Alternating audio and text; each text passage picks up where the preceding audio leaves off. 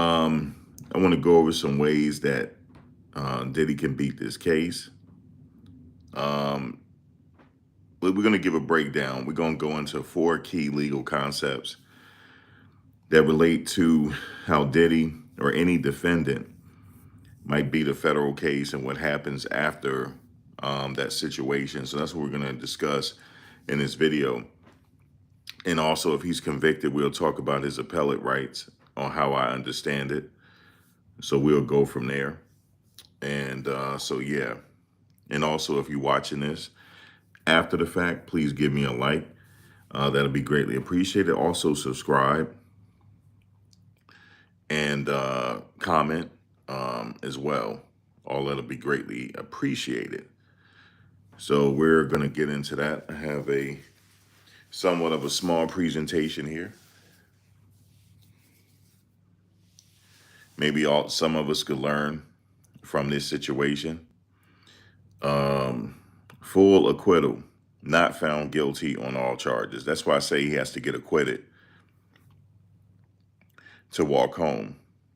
What does that mean? A full acquittal happens when a jury finds a defendant not guilty on all counts in the indictment.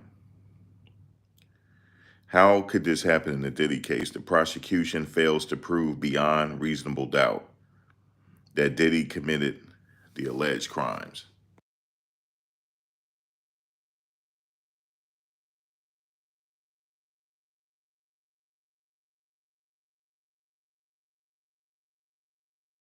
All right. So let me go back for a second. It says the prosecution fails to prove beyond reasonable doubt that Diddy committed the alleged crimes. All right. So we got to stop there for a second.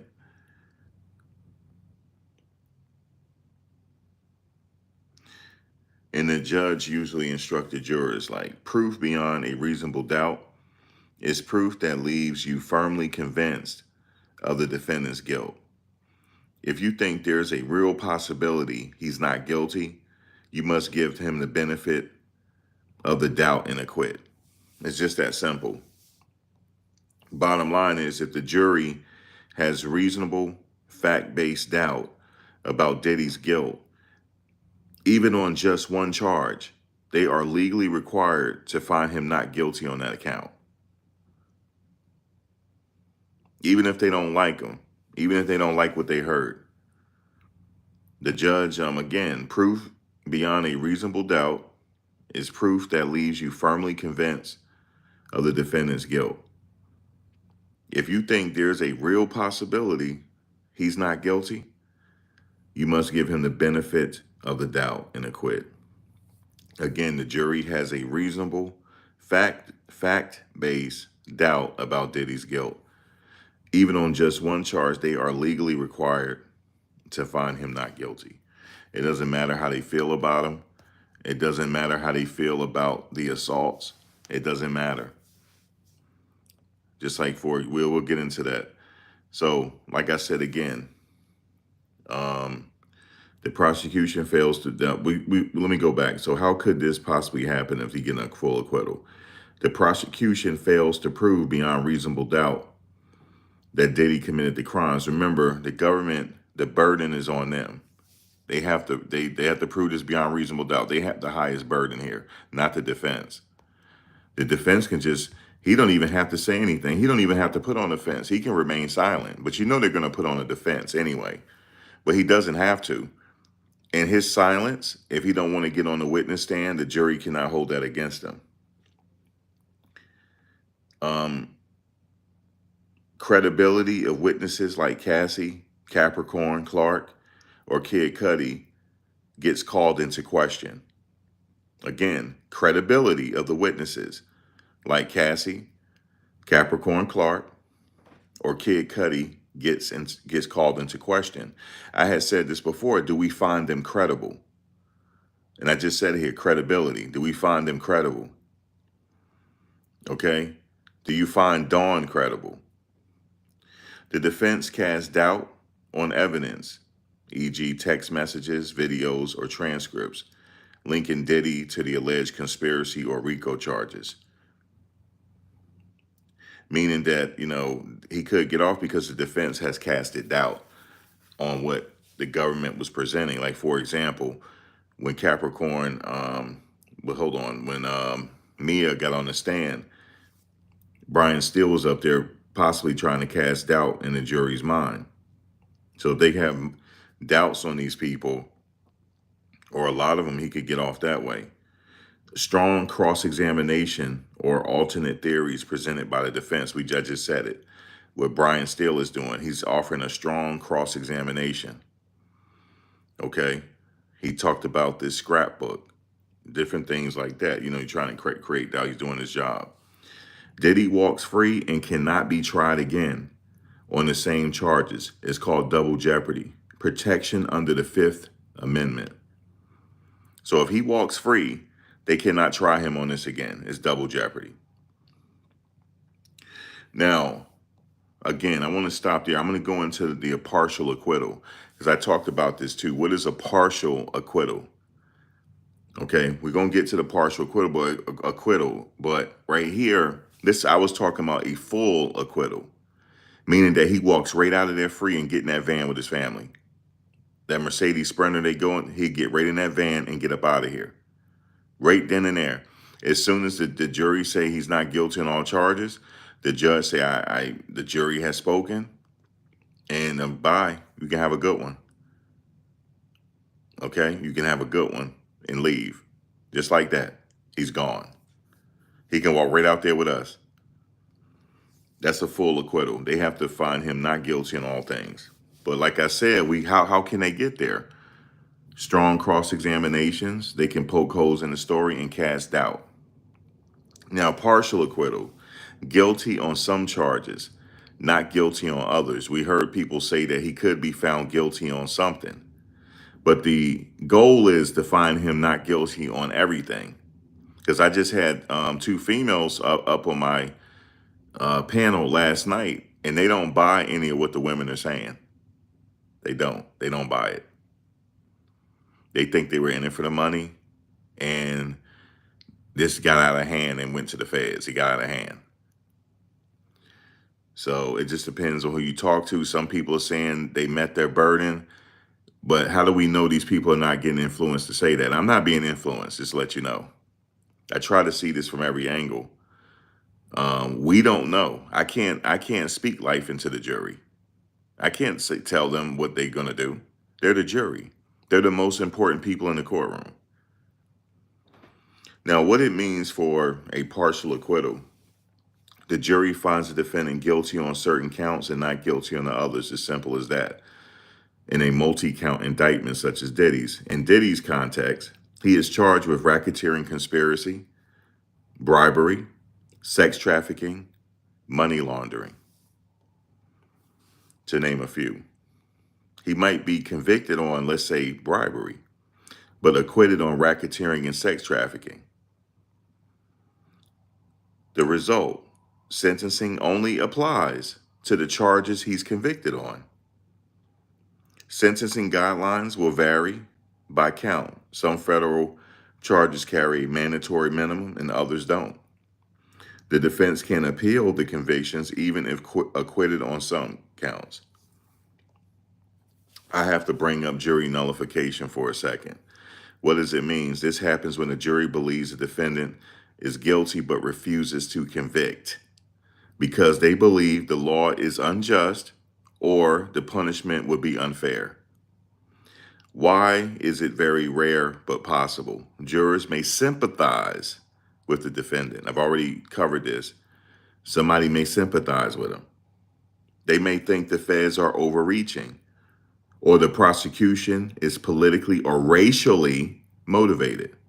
Remember, they talked about this might be racially motivated with these charges. They might believe the law itself, like mandatory minimums or RICO, is wide net, is too harsh or misused. Here's an important fact. Jury nullification is not a legal defense. And defense attorneys cannot explicitly argue for it in court, but they may, in a subtle way, appeal to the jury's conscience. The judge cannot punish a jury for acquitting based on nullification. Just let you guys know. Why do I bring up jury nullification? Because the jury might think he's getting buffaloed around. They might think it's racially motivated, and they might think this is too harsh, and they might think he doesn't belong here. But remember, I just mentioned to you jury nullification.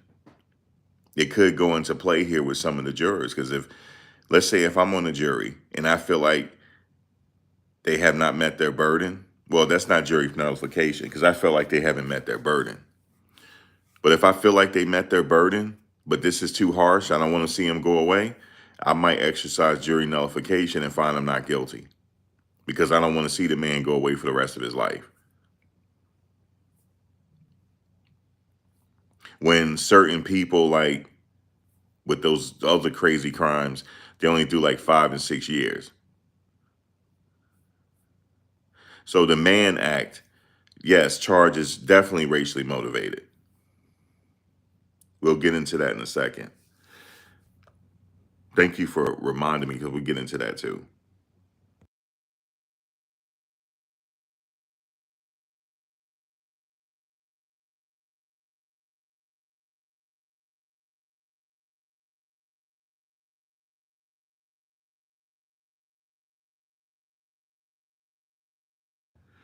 All right, so we're going to go back for a second. This is certain things we need to know when we're listening to this. When I say that, I do not believe that the government has met their burden. What do I mean by that? The burden is high for them. They have to prove this beyond reasonable doubt that he did this. If not, they have not met their burden to me, and I must let him go. It don't matter if I feel disgusted about the beatings and stuff like that. I have to let him go. That's how I'm seeing this. If I felt like they haven't met their burden, at the end of the thing, I'm going to say it. They haven't met their burden. I've only been wrong twice since doing this. I'm like, they haven't met their burden. And right now, as of right now, guys, I am confused right now. And if I'm confused, I can't, for me, they haven't met their burden if I'm confused. And I know my way around this legal thing as far as the jargon and stuff. I'm a little confused. Now, the fourth thing is a hung jury. What does it mean? That's the jury, like you already know. It's the jury cannot reach a unanimous decision. It has to be unanimous.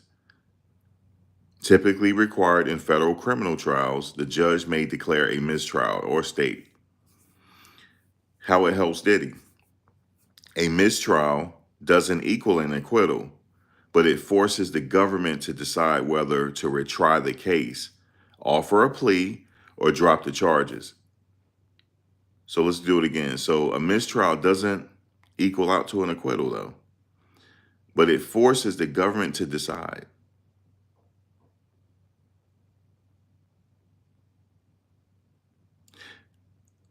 Whether to retry the case, offer a plea, or drop the charges.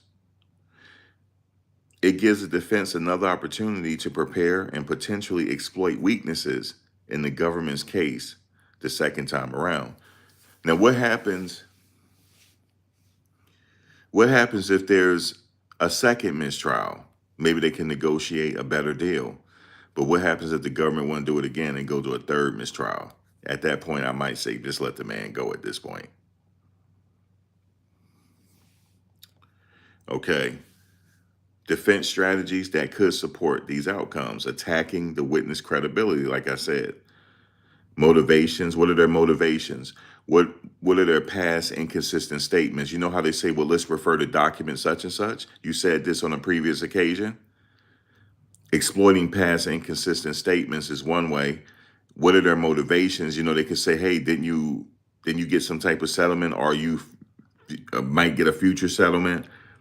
Stuff like that. We've seen Brian Still and et al.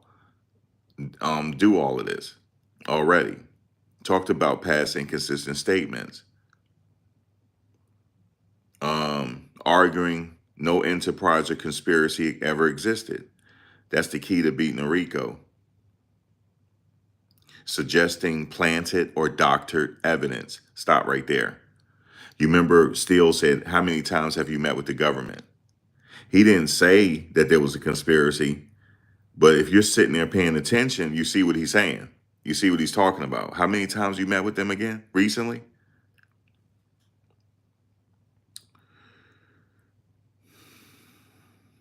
Also, surveillance or digital records, if they're in play. Presenting an alibi or lack of knowledge of intent. Using legal motions to suppress evidence. The fruit of the poisonous tree. Y'all ain't know I knew that. Illegal research and seizure. Um,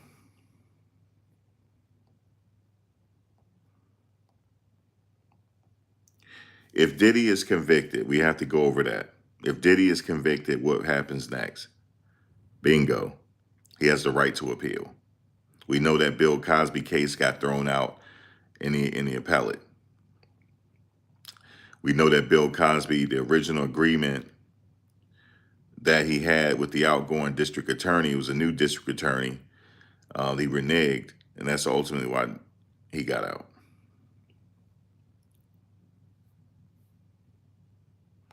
The right to appeal guaranteed by law. Under federal law, any defendants convicted in the U.S. District Court has the right to appeal to the U.S. Court of Appeals. In Diddy's case, it would be the Second Circuit, since he's being tried in the Southern District of New York. He must file a notice of appeal within 14 days of his sentencing. What can he appeal?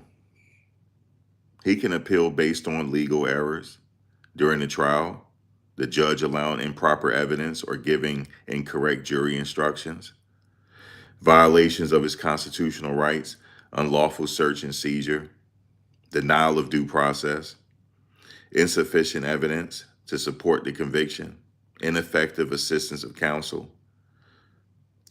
prosecutorial misconduct, witness intimidation, hiding evidence, sentencing errors, the judge misapplied federal sentencing guidelines.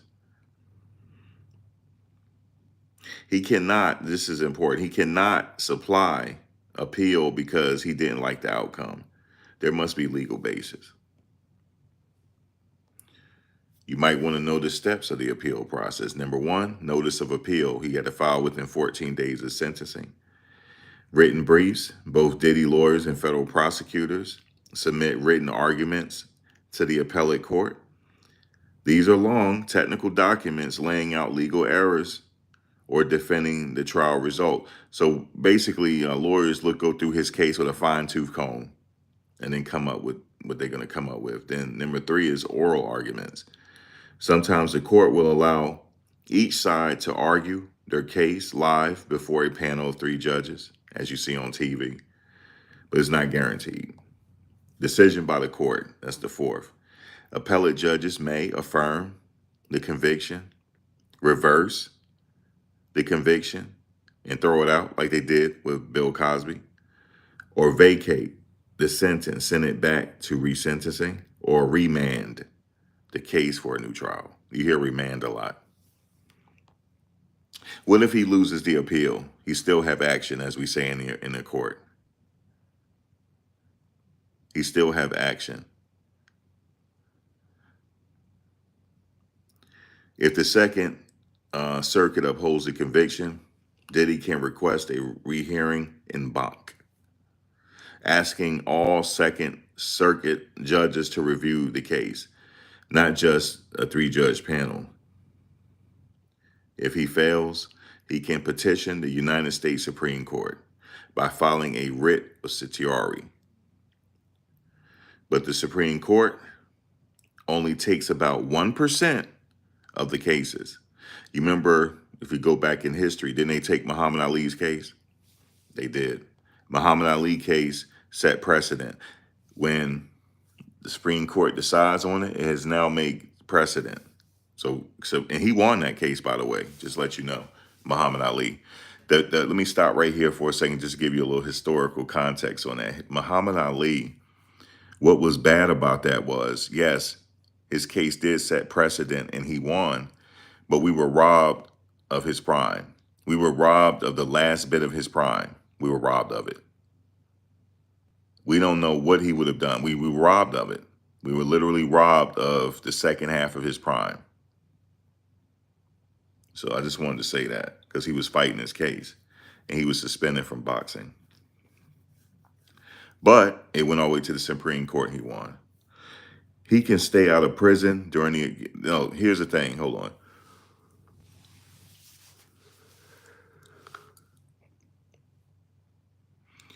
What did Abbott say? Unlike Cassie, I have to work for mine, Shant. Oh, damn.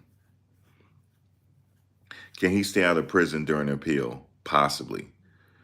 Bail pending appeal is rare, but allowed under certain conditions. Diddy's lawyers will have to show he is not a flight risk. He's not a danger to the community. The appeal raises substantial question of law or fact, likely to result in reversal or a new trial. Let me stop there. I honestly believe if he loses this case is going to the Supreme Court. Why do I say this? They charge him with the racketeering conspiracy. A lot of people seem to think, well, especially if people, legal analysts, start to say that they didn't prove it beyond reasonable doubt that this is a criminal organization. Possibly he might have action in the appeals.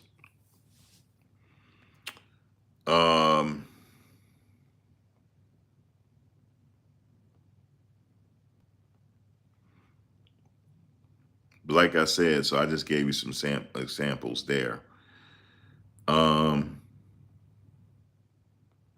But again, like I said, let me see.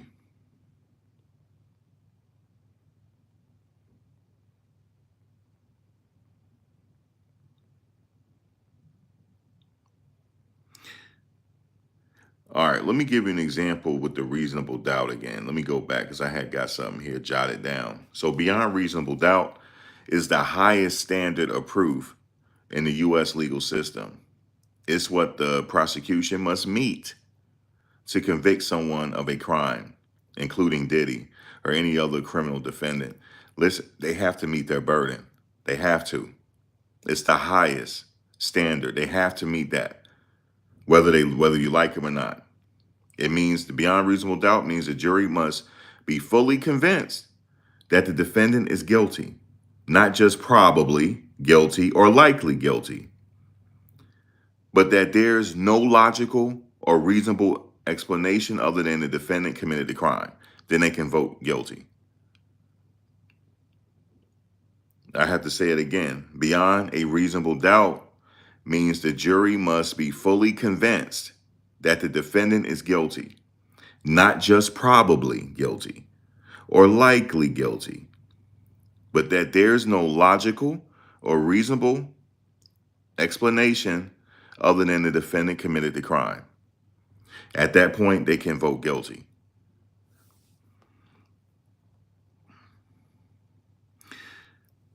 The highest standard is used only in criminal cases, not civil. The civil is the preponderance of evidence. Is it likely to be true or not? But in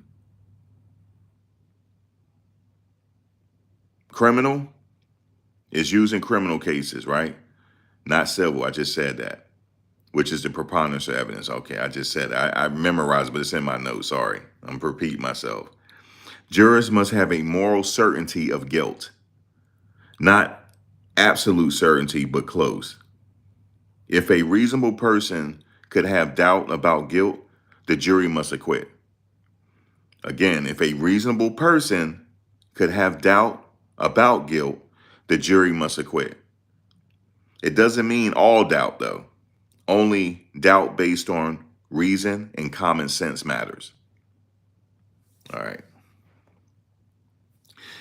To give you an example, let's say the prosecution presents the evidence that Diddy was in the same hotel as the victim. That might raise suspicion, but if there is no solid video placing him at the scene of the crime, witnesses are inconsistent, DNA or digital evidence is missing or flawed, then the jury might reasonably doubt his guilt. But they must vote not guilty though. Let me go back. Let's give you an example more further. Kid Cudi. There's no solid video evidence placing him at Kid Cudi's house. Witnesses, they could think witnesses are inconsistent. There's no DNA, there's female DNA, but there's not his DNA or digital evidence. The digital evidence is missing or flawed.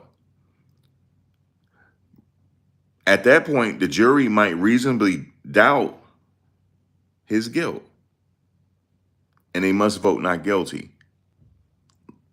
But if that was his only charge, is arson, right?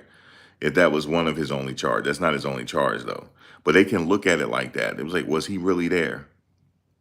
Because you could have reasonable doubt that he wasn't there, especially if the testimonies are inconsistent.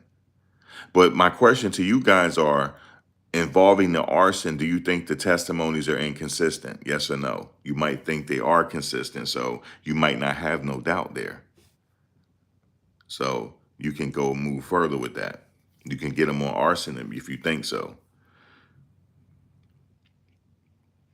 The judge usually instructs the jurors like this: proof beyond reasonable doubt is proof that leaves you firmly convinced of the defendant's guilt. If you think there is a real possibility he is not guilty, you must give him the benefit of the doubt and acquit. He's going to say this to them. Proof beyond reasonable doubt leaves you firmly convinced of the defendant's guilt, like he guilty as fuck. But if you think there's a real possibility he's not guilty, he has to walk, whether you like him or not. If a jury has reasonable fact-based doubt about Diddy's guilt, even on just one charge, they are legally required to find him not guilty on that count. And we already talked about him being not guilty on some counts and guilty on others. We already went over it. Okay. The Mann Act.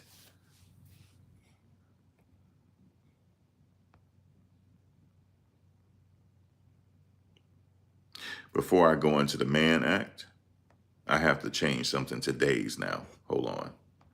I did it for hours, but I see that they're attacking people. So I have to go to days. And I'm just sitting here, we just sitting here having a little education on the law. That's all we're doing. But they want to sit up here and spam. So I got something for your spamming. Hold on one second. I got something for your spamming. Hold on. I got something for you now. Let me go to my content. I got something for that spamming. Let's go to live. There we go. Edit. Yeah, I got something for your spamming. Hold on. Watch this. Watch the magic trick.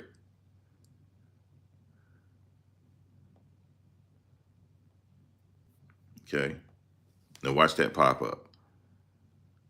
5 days. Stop playing with me. Okay, go play somewhere else and stop playing with me. Let's continue. Stop playing with me now. So you can't, no more spamming. Trust me, there ain't gonna be no more spamming. All right. Now, where am I at? The Mann Act, because you're hearing about this a lot. If prosecutors want to apply the Mann Act to Diddy, here's how it could be used. Crossing state lines for sex-related crimes. If the government, hiring a prostitute in that particular state has to be illegal to make it a crime. If it's not, he's not going to get charged with that in that particular state. But if prostitution is illegal in his state, let's continue. If prosecutors want to apply the Mann Act to Diddy, here's how it could be used. Crossing state lines for sex-related crimes. If the government can prove that Diddy paid for, arranged, or coerced someone into crossing state lines for the purposes of sex acts, prostitution, or illicit sexual activity. Stop right there. This is specifically they're naming things here. They're saying for the purpose of not just prostitution, because they can say, well, we weren't prostitutes. Okay, okay, you can say that. You think that's gonna get them off? Well, hold on. If he paid for, arranged, or coerced someone to cross state lines for the purposes of the following: sex acts, prostitution, or illicit sexual activity, he could face federal charges under the Mann Act, even if alleged victims consented. If the government claims he used force, fraud, or coercion, she already admitted that they used fraud. You want me to tell you how? You ready? She's already proven the fraud. She said she said she put out an ad and said that it was going to be um, a bachelorette party. But when they got there, she said, "No, it's not a bachelorette party. Me and my husband." She lied about the husband part, and she lied about the bachelorette party to get them there, and then said to them that we just want to have, have a little bit of fun. If the person was underage, or if drugs, alcohol were used to impair in consent, the Mann Act still applies. You see how dangerous this is? Because let's go back. If you cross state lines for the purposes of sex acts or prostitution or illicit sexual activity, you can get charged under the Mann Act. So that's why this is a little bit scary for him. The the Mann Act violations are often used as predicate crimes under RICO charges. Stop. Now y'all get it? Now y'all get why he's in trouble? When they charge him with the RICO, the Mann Act can be applied. It's a predicate act. Now he might say, no, everybody was consenting. The guy said, well, he was just paying me for my time. No, did you have some free calls? Because if you go back, it says it could be he could be like, I wasn't paying prostitutes. Okay, did you have sex acts? Was there illicit sexual activity? That's why they're trying to say it's racially motivated. I get it. So the Mann Act violations are often used as predicate crimes under the RICO charges, alongside human trafficking statutes, to build a broader federal case. This is potentially how it connects to the Diddy investigation, especially if the feds believe there's a pattern of behavior or organized effort involving multiple people and victims. The law name, the Mann Act, the White Slave Traffic Act of 1910. This is why we're saying it's racially motivated. Who you think they were targeting? The main crime, interstate transport for illicit sexual activity, used against Jack Johnson. Racially motivated, others in trafficking and sting operations.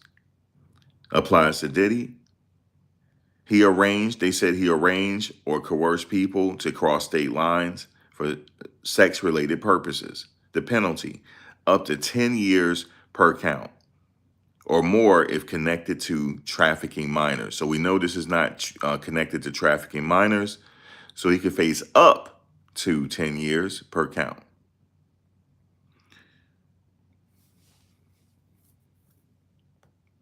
So now we got a little bit of understanding on this right here, a little bit of education on this situation right here. And I did this so we can know what's going on now. We all know he's in trouble. The Mann Act, you starting to hear it. That's a predicate act, folks, under the RICO. The Mann Act. But again, I want to go back for a second for people that just came in. You said, didn't Diddy get local strippers? That didn't come up yet. They were just talking about all dancers, but they could have been local. You're right.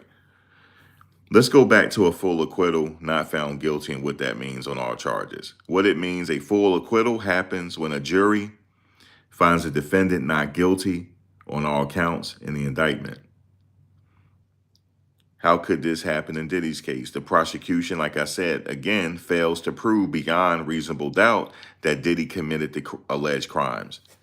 See, that's why I'm telling you, when I'm listening to this case, I have to take the emotion out of it. I'm trying to find out if they're going to meet their burden or not. So when I say I'm thinking that they haven't met their burden, that's what I mean. They haven't proved it beyond reasonable doubt. They have the highest burden in a criminal case. You know why? So we won't have Khalif Browders out there. That's why.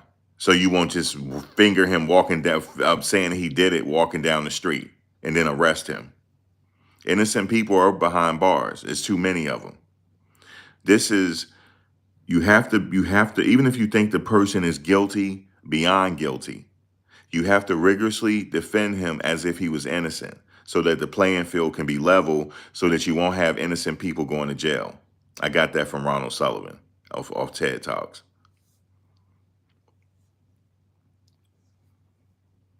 But we know in the past that the playing field was never level. It's still not level because a lot of us don't have the money Diddy has. This country still haven't apologized for what they did to George Stenny. They still haven't. A 13-year-old put to death by way of electrocution. They still haven't apologized for that, and let alone Jack Johnson.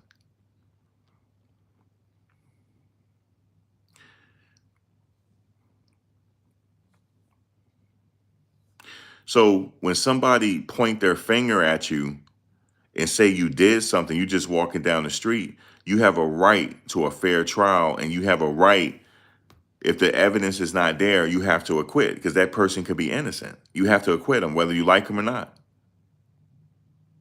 Just like Emmett Till was pointed at saying he whistled at a white woman. And they kidnapped him. If I was his uncle, I'm sorry. I know his family could be listening one other day, the remnants of his family. If I was his uncle, they would have had to kill me too.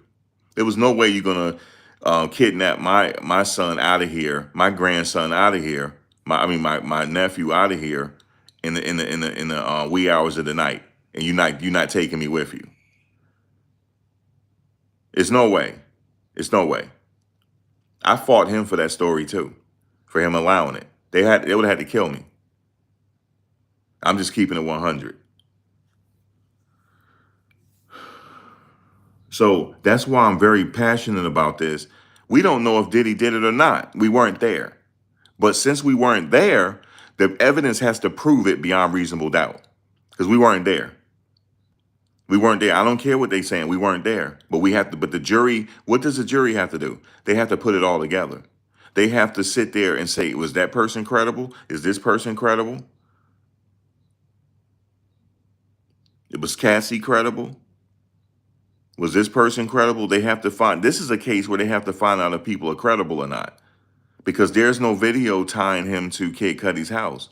But, there's a huge but. The license plates match Bad Boy Records, so they can draw inference that he was there.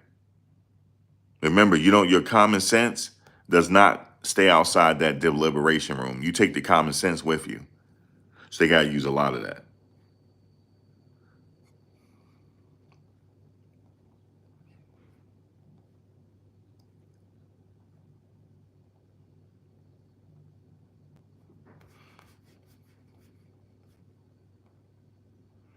Okay, a full acquittal happens when the jury finds the defendant not guilty on all counts. We know that. The prosecution, like I said, fails to prove beyond a reasonable doubt that Diddy committed the alleged crimes. Now, credibility of witnesses like Cassie, Capricorn Clark, or Kid Cudi gets called into question. Like I said before, do you think they're credible or not? The defense casts doubt on evidence, e.g. text messages, videos, or transactions linking Diddy to the alleged conspiracy to RICO charges. Strong cross-examination, like we're seeing from like a Brian Steele. Strong cross-examination or alternate theories presented to the defense when they present their case. They haven't presented their case yet. Now, let's talk about a partial acquittal again. Guilty on some of the charges, not guilty on others. What it means: the jury finds the defendant guilty on certain counts and not guilty on others in a multi-count indictment. In Diddy's context, if he's charged with racketeering conspiracy, bribery, sex trafficking, money laundering, he might be convicted on, let's say, bribery, but acquitted on racketeering and sex trafficking. Result: sentencing only applies to the charges he's convicted on. Sentencing guidelines will vary by count. Some federal charges carry mandatory minimums and others don't. The defense can appeal the convictions even if acquitted on some counts. Jury nullification, yes, I have to bring it up, but the judge ain't going to talk about it, but let me talk about it here again. What does it mean, jury nullification? This happens when a jury believes a defendant is guilty, but refuses to convict because they believe the law is unjust or the punishment would be unfair. Why is it rare but possible? Jurors may sympathize with the defendant. They may think the feds are overreaching or the prosecution is politically or racially motivated. The Mann Act. Let's continue. They might believe the law itself, like mandatory minimums or RICO, is wide net, is too harsh or misused. Important, jury nullification. Let me just say this, give you a disclaimer. Jury nullification is not a legal defense. A defense attorneys cannot explicitly argue for it in court, but they may, in a subtle way, appeal to the jury's conscience. The judge cannot punish a jury for acquitting based on nullification. They can't do that. So let's go to number 4, hung jury or mistrial. What does it mean? What does it mean? If a jury cannot reach a unanimous decision, typically required in federal criminal cases or state criminal cases, the judge may declare a mistrial. How it helps Diddy: a mistrial doesn't equal an acquittal, but it forces the government to decide whether to retry the case, offer a better plea or offer another plea, or drop the charges entirely. It gives the defense another opportunity to prepare and potentially exploit weaknesses in the government's case the second time around. Now, I have some other things here I want to tell you. Attacking the witness credibility. These are some of the strategies that could support these outcomes for an acquittal. Attacking witness credibility, like motivations. What are their motivations? What is their past inconsistent statements? You ever see the lawyer say, well, I refer to what you said recently to investigators. Refer to document such and such. Read those lines. Read it to yourself. Does that refresh your memory, what you said in the past, because you're saying something different right now? Does it help your memory? No, I don't remember. I don't recall. But there's some inconsistent statements. So the jury is listening to that because they have to decide whether this person is credible or not. Arguing no enterprise or conspiracy ever existed. This the key to beating a RICO for the defense. Suggesting planted or doctored evidence if surveillance or digital records are in play. Presenting an alibi or lack of knowledge of intent. Using legal motions to suppress evidence. Fruit of the poisonous tree. Illegal search and seizure. So those are some of the ways. Again, some people just came in. We just wanted to go over that. Now, like I said, he could get a full, the goal for the defense is a full acquittal, which could very well be the case. We already talked about jury nullification. And we already talked about what if They didn't meet their burden. They have to they have to let him walk. They have to say not guilty. They didn't say innocent. They said not guilty. Because you can be guilty. I mean, you could be guilty and legally innocent at the same and legally not guilty at the same time. Because the evidence just don't prove it. It don't show it. So these are the instructions that I have that I jotted down that I keep in mind when I'm listening to this trial. I'm looking to see, I know what the RICO is, but can they prove that it's a criminal organization? If they can't prove it, he has to walk on that charge. So let's go on to the sex trafficking. Did they get him on that? Okay. If not, let's move on to the next charge. So on and so forth.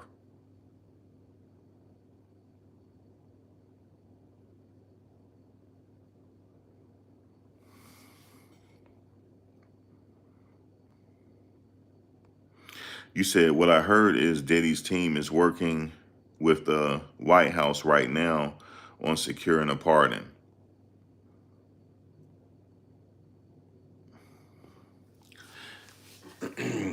I heard that too in the news. I heard that they have somebody in his team is working to secure a pardon. But yeah, anything in court is on transcript unless they say it's off the record. But that's not off the record. That will be in the transcript. So celebrity scandalous is correct. Everything in court, whether the jury is there or outside the jury, it's on transcript. But it was in the news though. So Gamer Girl is not, I've heard it too. They might very well be. Um, Hold on a second.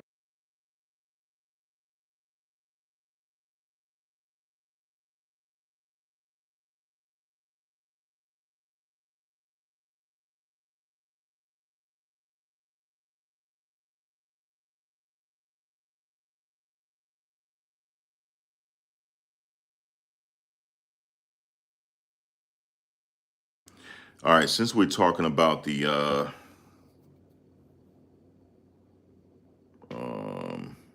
hold on a second.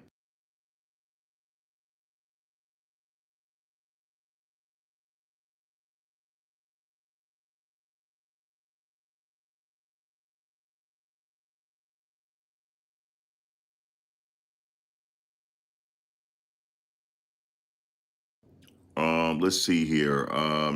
I had something here.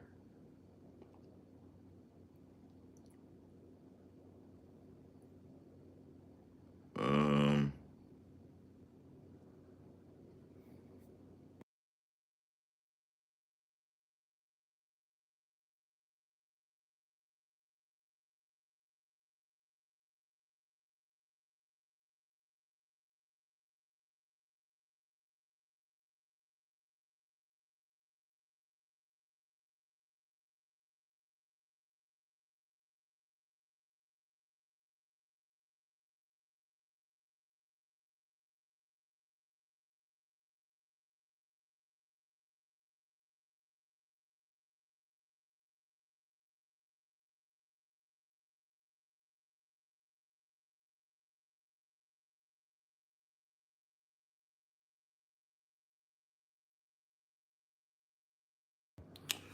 all right. So I was trying to see if I could find something to what she was talking about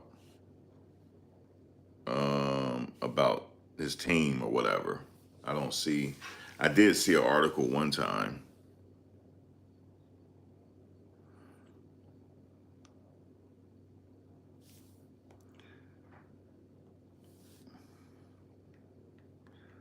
Um,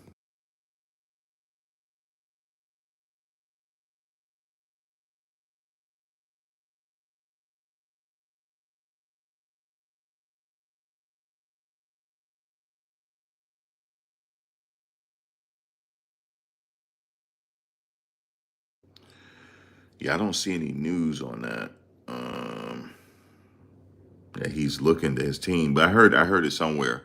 But speaking of pardons, though, let's get into that. So, what will happen if Diddy gets a presidential pardon? Okay, it don't say nowhere that a pardon costs 10 million though. He could do it just to be doing it. What is it? What happens if he get a presidential pardon? He's forgiven for federal crimes. A presidential pardon will forgive Diddy for any federal offenses he has been convicted of, or for which he is under investigation, is specified. It essentially wipes out the legal consequences of a federal conviction. No prison time.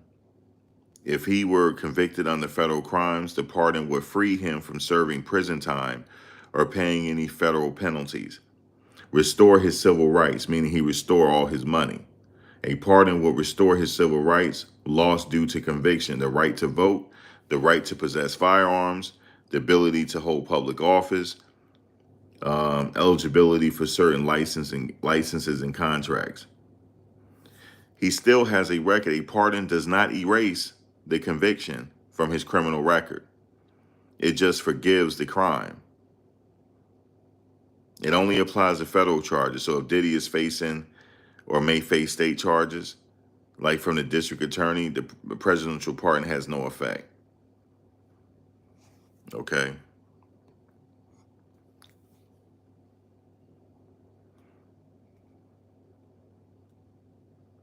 Let's say if there's an investigation, a pardon can a pardon cannot stop ongoing investigations or force prosecutors to drop the case. It only applies after a crime is committed and can be granted before, during, or look, it can be granted before, during, or after a trial.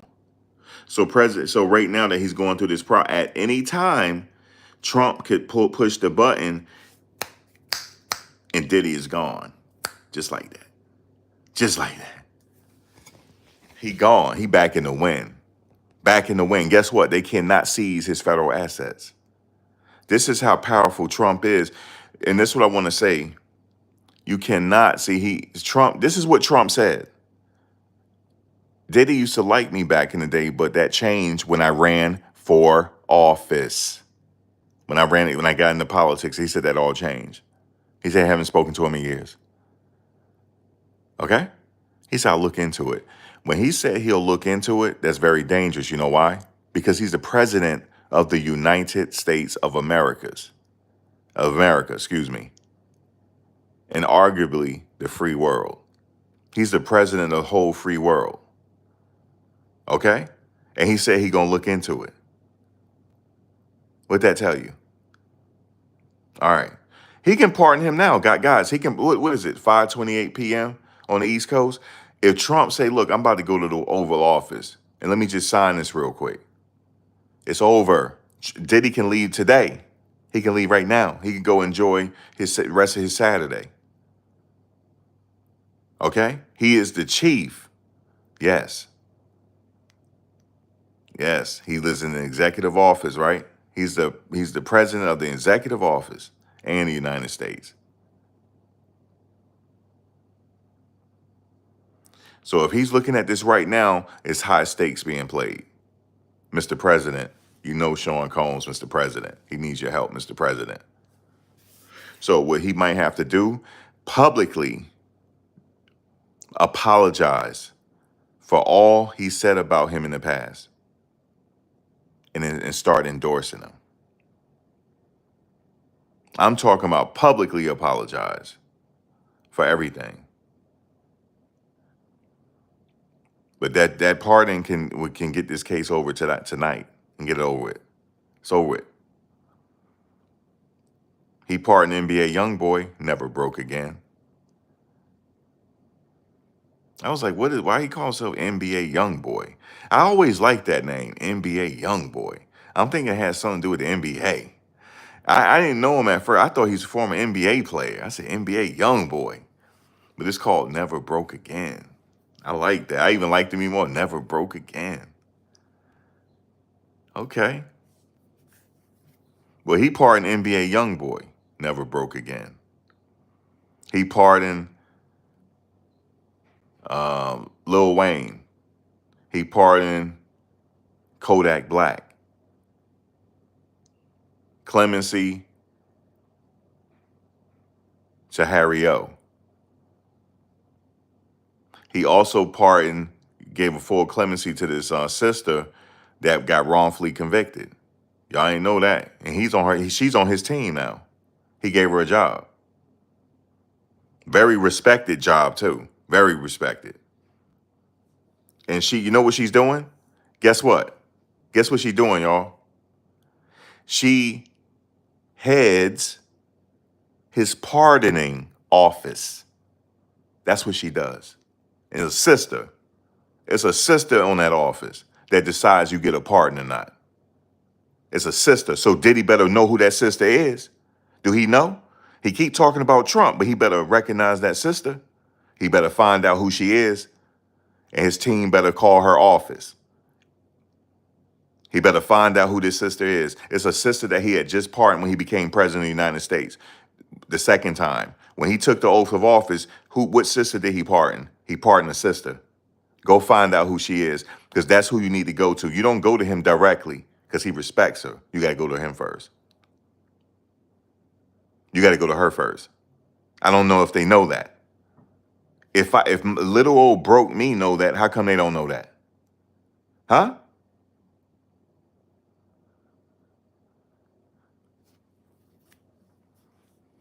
He better go to her.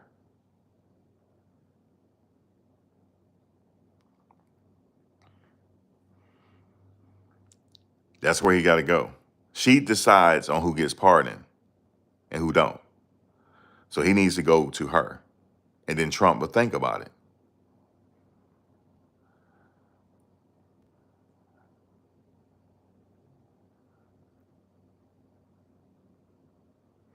You said, hold up, Miss Jackson, let me see. Two of the ladies in were making boom and then last boom. I have to read it like that because we're not supposed to be talking about it, Miss Jackson. Or they should be boom.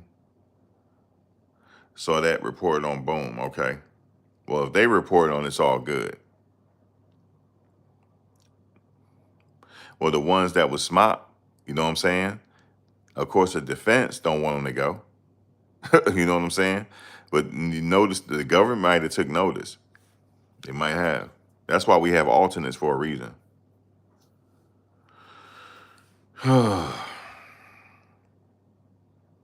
You said if Trump said about a pardon, it does carry massive weight. It means that he can go enjoy his Saturday today. That's what that means. If he pardoned him now, he got to leave tonight.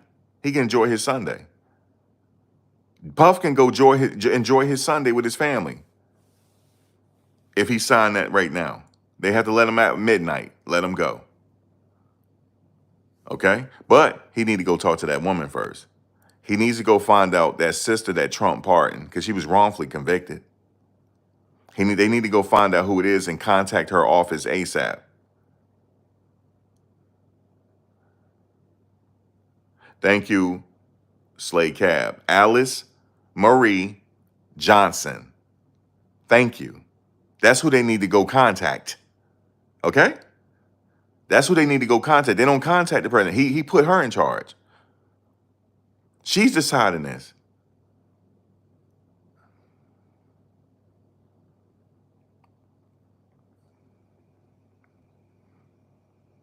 Okay? She's deciding it.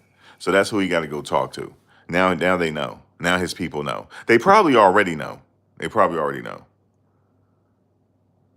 No, they can't go straight to the source. He put her in charge of his pardoning office, of who gets pardons or not. And it's not about no money. See, people keep saying it's 10 million. No, it's not.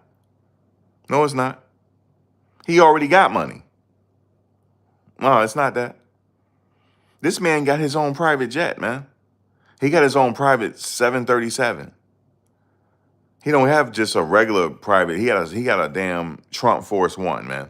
He don't need the money. She's the pardoning czar. Thank you, Slay Cab. She's the pardon czar. He made her the pardon czar. He have to go. You said my opinion Then did no, he has to go to her, gamer girl. He has to go to the pardon czar. She might understand, she a sister. Or she might not understand because he's sitting up there laying his hands on people. She might not understand. Because guess what? You don't think Diddy case has been on her table yet? Yes. Yes.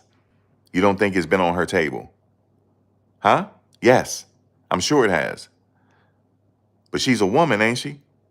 He's sitting up here putting his hands on. Oh, okay. So remember that. Remember that one. But anything is possible. He could still get a pardon. Yes, he can. He can. He could still get a pardon. So we got to cover all grounds here. Yes, Diddy can still get a pardon. I wouldn't be surprised if he did now. But Diddy will be back home tomorrow if he get a pardon. Oh, gamer girl, that's why she doesn't really think so. But yeah, she's the pardon czar. Trump is not the pardon czar. She is. Maybe it was her that said he need to pardon never broke again. Shout out to that lady, man. She's very powerful. She's one of the most powerful people in the country. And he made her the pardon czar. She's the most powerful. And when it comes to this stuff, she's one of the most powerful. The pardon czar, man. Okay, then. The pardon czar. She pardoned never broke again. Didn't she? Never broke again. NBA young boy. He got a pardon, dog. You said Trump ain't Joe Autopen. Just saying. Hey, he could have asked for Biden for a pardon. He could have before he left office. He might have gave him one. Yeah, Trump. Yeah, I heard his son is Barron is a 50 Cent fan because at the inauguration, 50 was chilling with them. You better go look. You better go look. Why? And then everybody laughing that Snoop Dogg was there. Snoop Dogg been knew Trump. Y'all didn't know that? He been knew him. He been knew him.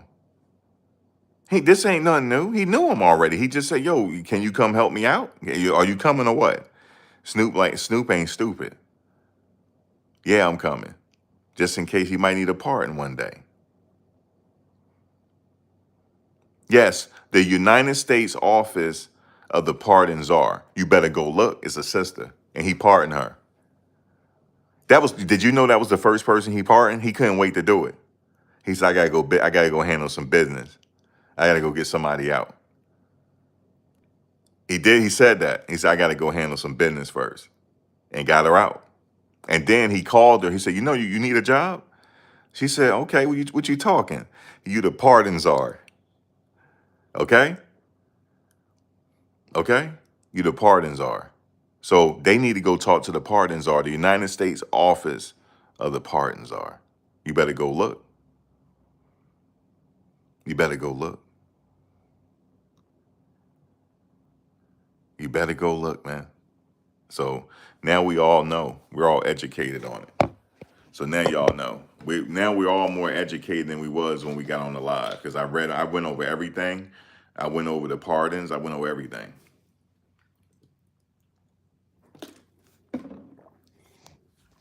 So nobody can tell you nothing about this legal process no more. Ever again. Ever again. Nobody can tell y'all nothing. Okay? Nobody can tell you nothing ever again. Education is something they can't take away from you. You can't unhear what we just talked about. You can't unhear it. And also, you have a constitutional right to remain silent. Remember, if you get arrested, you have a constitutional right to remain silent. You don't help them folks do their job, correct? You have a constitutional right, Fifth Amendment, to remain silent and wait for an attorney. Ashe, ashe, and ashe. Y'all better go check out the pardon czar, man. Y'all better go look at her.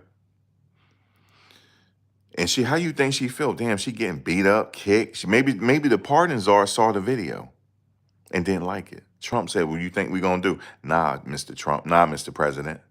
Not this one. Okay. And then he would bow his head, he would shake his head to her. You know, he give you a head nod. He from Jamaica States. He from Queens. He just give you a head nod. All right, cool. All right, that's what he said. We'll take a look into it. We'll listen, man. I know how this system works. That's why you got to know how to navigate around it. I know how the system works.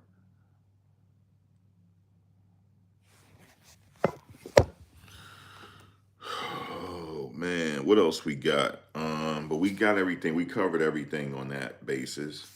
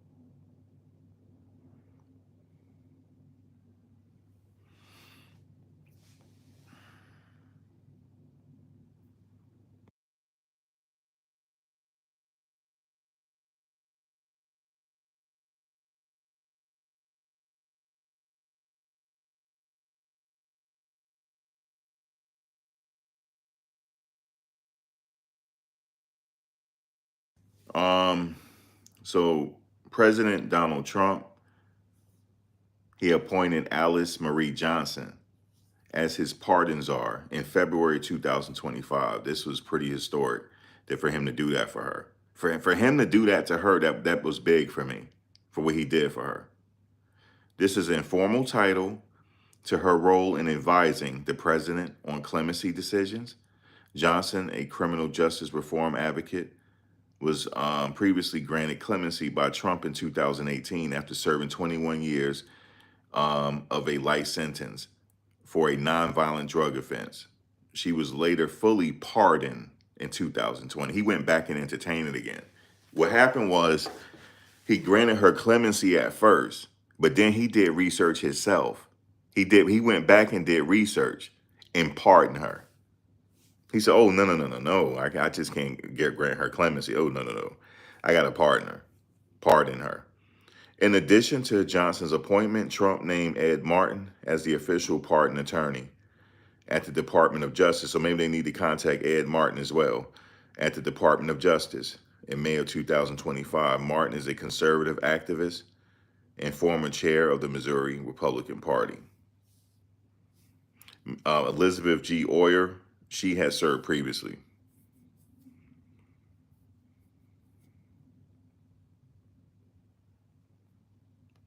So he gave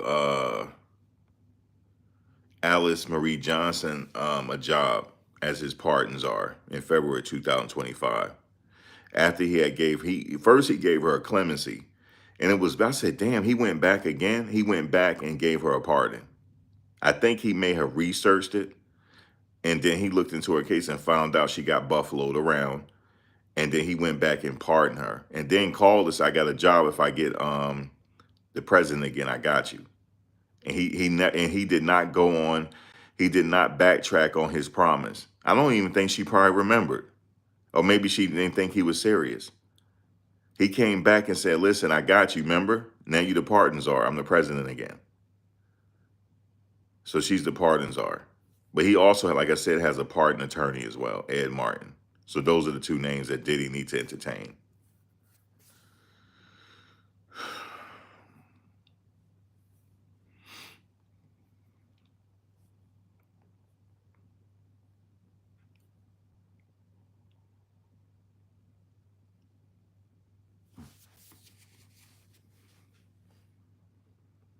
But you see why he pardoned her. He's not a wild card. He's not a wild card. He's been like that. Actually, just a lot of people didn't know him. Or maybe some people too young to know. what he did for that, what he did for, go look and see what he did for Jennifer Hudson. Go look. When her family died, go look what he did. He don't like talking about it though. He don't like it. He's uncomfortable talking about it because he was like, yo, you really did that? He was like, I don't want to talk about it. That's between me and her. He said, I don't want, I don't, he said he don't want to speak on it for what he did for her.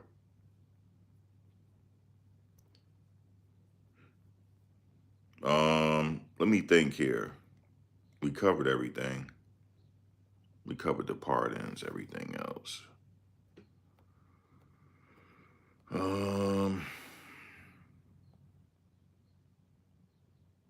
Yeah.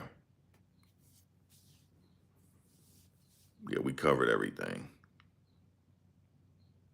Alice Marie Johnson. Yes. He went back.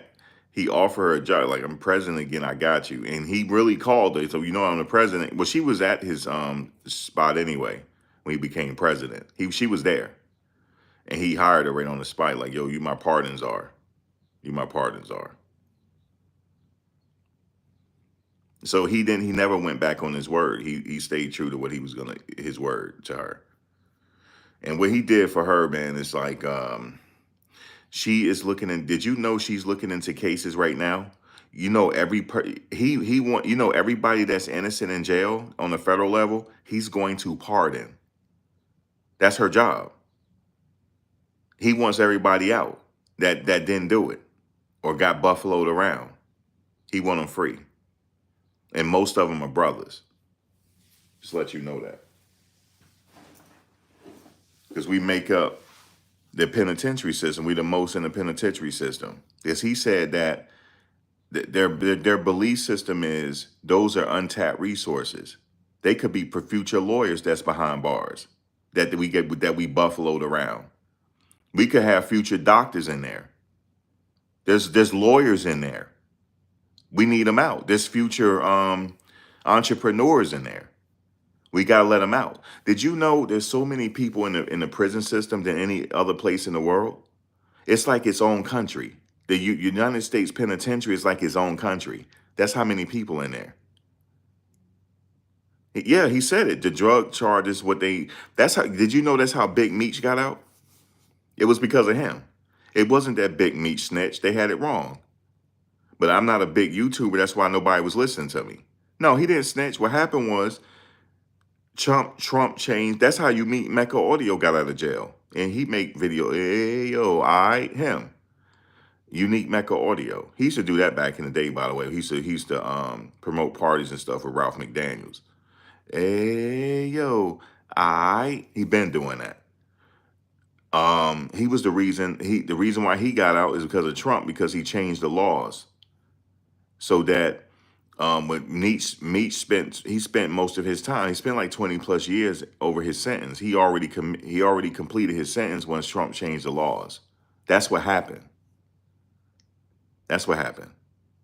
He said all these people need to be out. They could be construction workers. He said they could be anything they want, but it's almost like it's another world you're tapping into because did you realize there's so many people behind bars that didn't do it? It's almost like another country trapped in our country.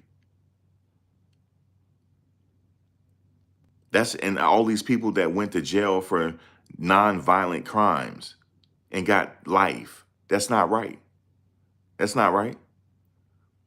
Do you realize that there's people behind jail right now that has never been on a date to the movies with a girl, ever, with a woman, ever? They sitting in jail right now for drug offenses and they didn't kill nobody.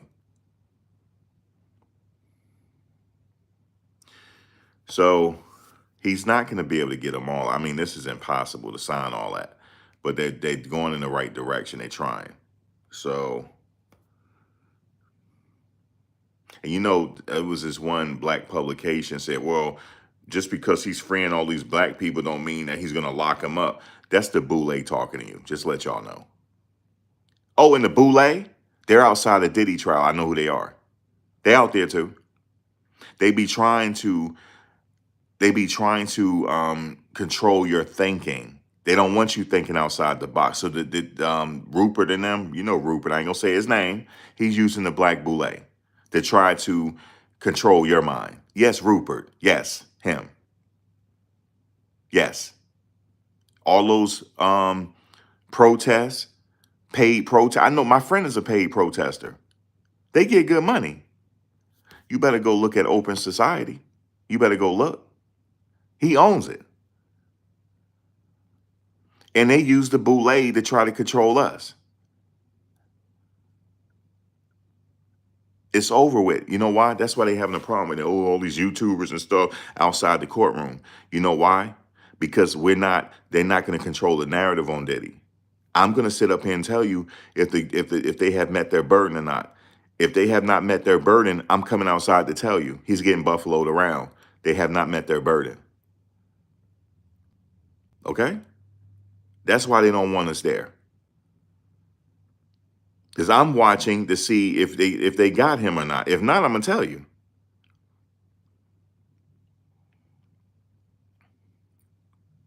See, we don't fully know what happened at that trial with Bill Cosby because the YouTubers weren't there. We don't know. But guess what? He still got out though. The reason why the court system is open to the public, do you know why? It's open to the public. And we also have a right to know who's accusing Diddy. We also have a constitutional right to know, to be in his business. Just to know that so we can know that he's getting a fair trial, so we can witness it. We're his witnesses. We are the public. We're his witness. We're gonna watch and see if he gets a fair trial or not. That's why we're there. We're his witness, and that's the beauty of this country. Normal people could sit in any trial and look, because you need witnesses. Like, damn, so we can go back and say, yo, they didn't give him a fair trial. That's why there was an issue when they said that fingerprints was destroyed. That's an issue, and the jury can't unhear it. That's a problem. The jury cannot unhear that. That slipped. So you get what I'm saying? So we saw it slip. We were there. People heard it. Yeah. So we could sit there. I don't want to call them the gallery gang. No, I don't call them that. We're not that. We're sitting in a gallery, and we can hear this. This is the first time in history that we have other media other than the mainstream media that could sit there and talk to you. The only problem is, though, some people that's masking as YouTubers, they're working for the boule. And they're trying to feed you misinformation. But guess what? I'm here. They're not going to do it. Because I can tell you, like, this is what's going on, and other YouTubers could tell you, too, that's not lying. I'm telling you, that's what it is. The boule has a YouTube channel. I know who it is. I'm not gonna say who it is. That person's boule. How do I know? Because all I gotta do is go to Facebook to see if we got mutual friends. Because I went to school with them. I'm not boule though, because I grew up poor. I'm not boule. It's just that my family paid for me for private school, so I went to school with them. So I could find out, oh, you were in Jack and Jill, or you were in this, you were in that, you boule. I could find out really quick. I'm like, okay, who this person? Oh, okay, boom, boom, boom, boom. Okay. No, it's not him. He's not boule. Denat is not boule. No, he's not. He's actually a freelancer like I am. We're freelancers. We're not getting paid by nobody. He's definitely not getting paid by nobody. Definitely not. Okay? Definitely not. What does the boule consist of? You want to know the boule tree? Okay. So the boule tree consists of fraternities, doesn't it? Even Greek fraternities, doesn't it? Okay, then. So you don't know who these people are, especially if they're not telling you they're in a Greek. You're not going to know who they are. Not everybody in a Greek fraternity is boule. No, hold up. I'm not talking about Jane. I'm naming names. I'm not talking about Jane. Jane is cool. Everybody that's in Greek is not Boule, but I'm talking about the tree though. The founding fathers is Boule. Everybody is not Boule. And even if they are Boule, I won't tell you they Boule. I'm not going to tell you. I just know from my own records that they are.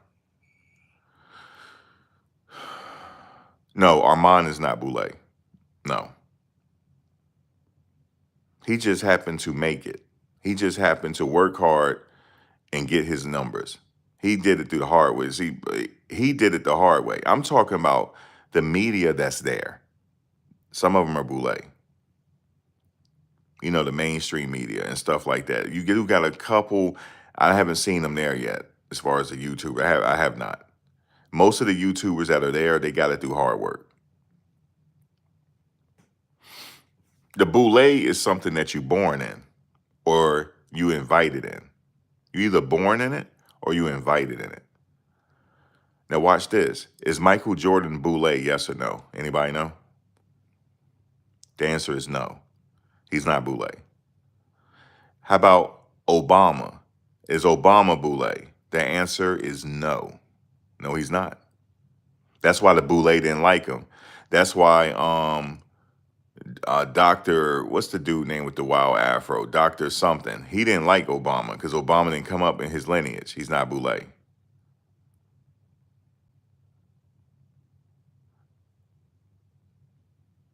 No, Obama is not Illuminati. He came up through the Kennedys. He came up through the Kennedys and this other guy. That's who brought him along. He was a replacement for John. Everybody knows this. John F. Kennedy Jr. But John F. Kennedy Jr. passed away in a plane. And he was supposed to be the president during that time. Obama was president. That was his time. But they had to find a replacement. And they liked Obama. They liked Obama when they recruited him in college. Because remember, when you were in college and you go through Ivy Leagues, they start recruiting. You're like, wait a minute, this dude is smart. Let's look at him. That's how he got recruited.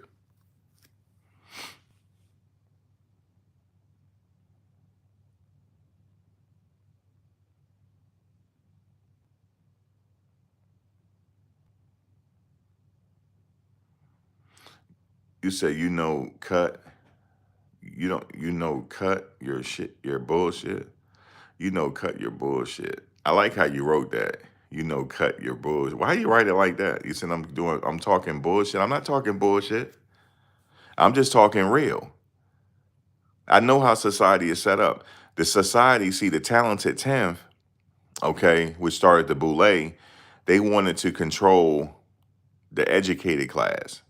And they wanted to keep them with them so that they can control everybody else, so that the other people can use the talented 10th to keep us in line.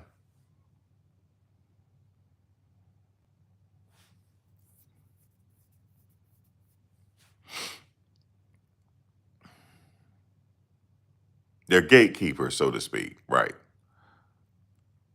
Now, is Puff Boule? The answer is no. However, he got Boule ties. He does, because the Boule on Facebook, they watching.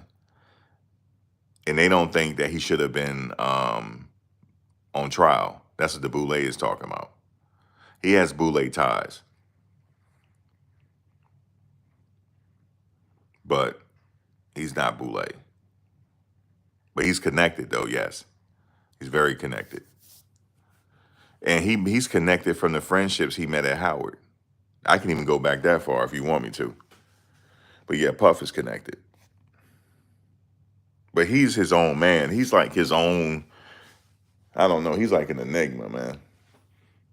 He don't need nobody. He didn't need them.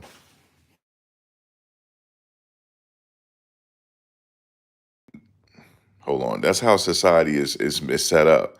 You have different branches of society to control the masses. Because you got to remember, the mass is billions of people on this planet. You don't have enough military to control the billions of people on the planet. So you got to have certain structures in place, and they do got gatekeepers. So, but I'm telling you, this is the first time in media sense that the YouTubers matter. They matter outside that trial. I'm just telling y'all this. They matter. That's why I like listening. I like them doing their thing. Different factions of Boule, whatever, under black, this, black, that. It is different factions of Boule. There's different branches and different organizations and stuff like that. The lighter skinned folk have their boules. They're kind of, they have a boule too. They have an organization. It's not boule, but it's something. It's like their boule. They have, yeah, they've been active in HBCUs. They don't call themselves boule. Just to let y'all know that they don't.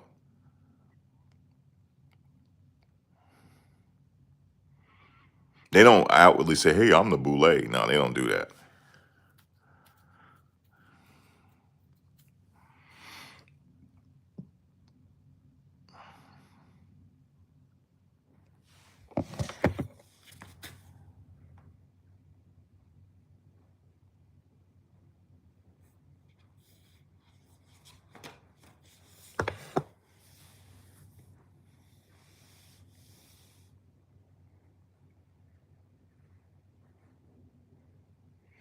I used to say to my mom, I'm like, why did you even have me around those people? She said she just wanted me to get the experience, the education.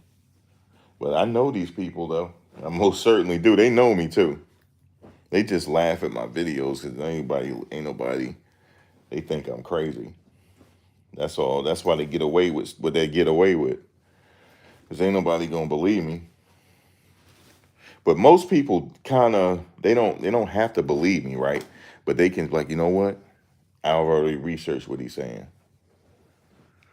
So the boule, when you get certain jobs in TV and television, like CNN, like you only get those jobs through who you know. That's how the boule get those jobs because they get hookup at BET and all that stuff, and you don't get it, and they ain't even trying to put you on.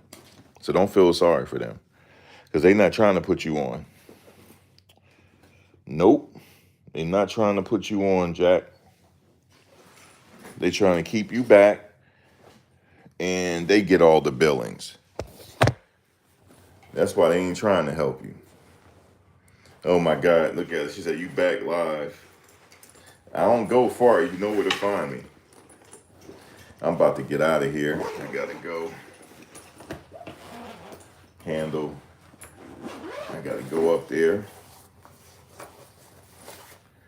I gotta go get some chocolates. Oh shoot. Go get some chocolates and yep. The boule. The bula. Celebrity in the house. TMZ is pro Diddy because Harv Levin and Mark Garagos have the Angry Man podcast. Yeah, and Garagos' daughter is on Diddy team. So they're not gonna go against Diddy because she gotta make her money. So that's, you know what he said? That is my grandson. He said that is my grandchild mother. That's the mother of my grandchild.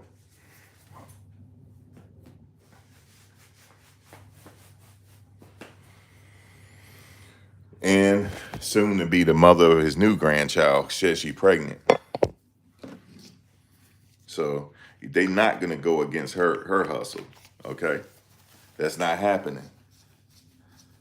They not going against Tenny's hustle. She doing a good job though. Her opening statement was pretty cool. I told y'all that.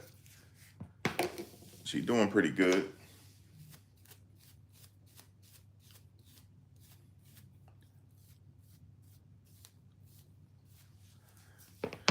See, Diddy, though, I think the reason why the Boule like him because he was generous with his money. I think so. I think he donated and he also donated to HBCUs. So they're gonna show favor to Diddy, just to let you know. Because he went to Howard.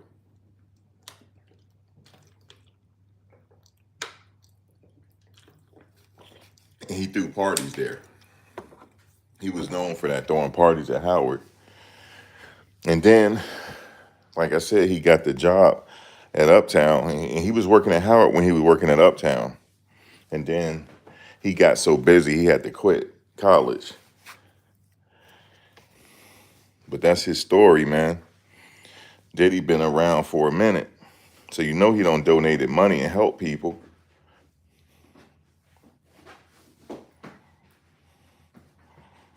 So of course, they not liking that he's in this situation because he was generous with his money. That's one thing he did was donate. Well, obviously he had to because tax write-off. But he's a, billionaire, but or whatever they say he was. But he had to do that, but he did do it. He was generous with his money. So I know that for a fact. Really astute businessman, I give you that much. He was. He is, excuse me, not was, is. Certain things you can't take away from him. When it come to business, he ain't no joke.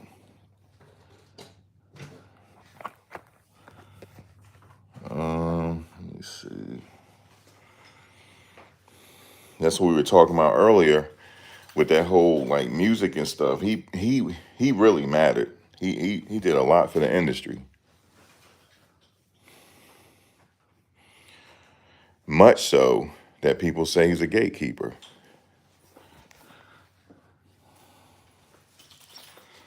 But yeah, man, he definitely mattered. Now, I don't know what happened up top because he said it recently.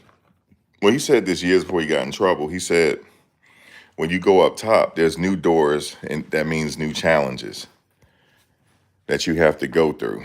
Meaning, because of his skin color, stuff like that. He started being conscious. Once Diddy started talking conscious, like he had that, it was after it's a pre-Grammy speech. When he said, y'all got to pay us what you owe us, he was marked at that point. He was a marked man. That's what I believe. Then he started talking about Michael Jackson, Little Richard. He mentioned that too, man. That's Diddy conscious talking. That's conscious Diddy talking. And when he said that you got 12 months or to pay us what you owe us. You should have saw them go look at the pre-Grammy speech again, honoring Clive Davis. Go look. They were looking at him like he was crazy. He said, you need to pay us what you owe us. He said, or else. That's what he said, or else. Or else. Pay us what you owe us. And the next thing you know, then he sued they said was in litigation with the spirits. The next thing you know, here we are. Everybody, you don't think it's odd that everybody came out the woodworks like they did?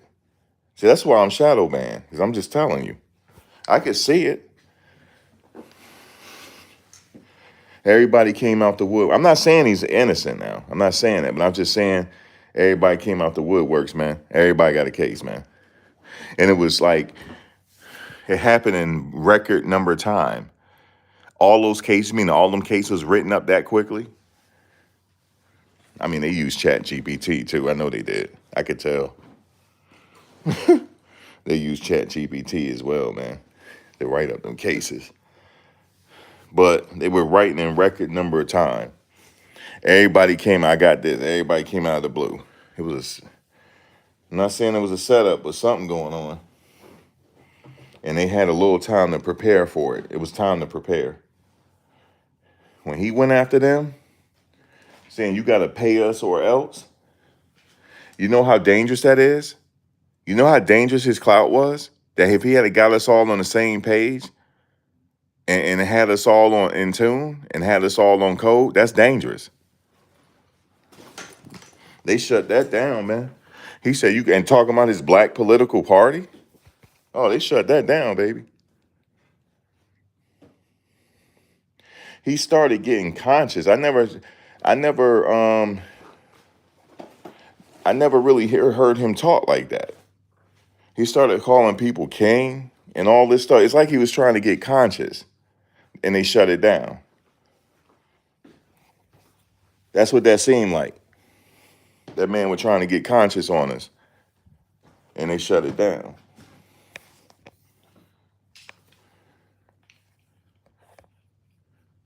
Because when he has the power through his influence to say we all on code. We all need to get on code, yo, and we need to help each other out. He had that power to do that. When he said, "Pay us what you owe us," okay, and you got 1 year or else. I believe he was on the clock then. And I made a YouTube video when it happened. I said, this man on the clock. I made a YouTube video. I got it private. I'll show you one day. I said, he's on the clock now. Somebody said, what you mean? I said, he in trouble. I said it. I had a YouTube video on it. I said, this man is now on the clock and he's now in trouble.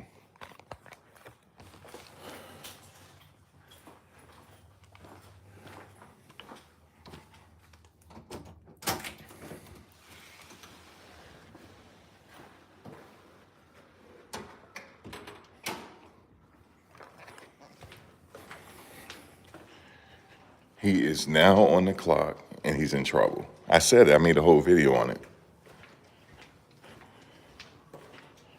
And he was like, well, how is he in trouble? I said, either he going, something happened mysteriously or he going to jail. I said it. I might have to play it tonight.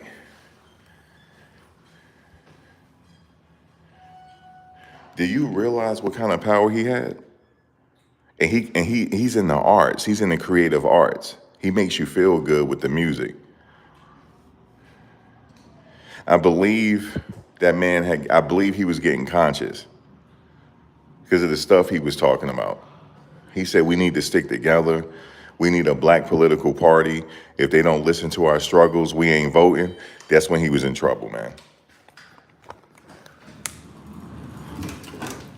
But he really got in trouble when he said, you got to pay us what you owe us. And he started talking about Lil Richard and all that.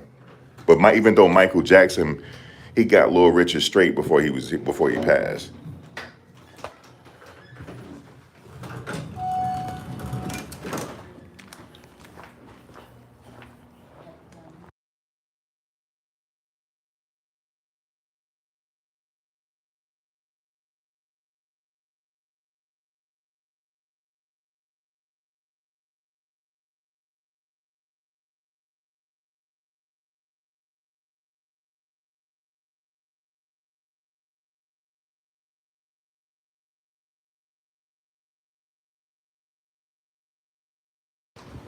All right, sorry about that.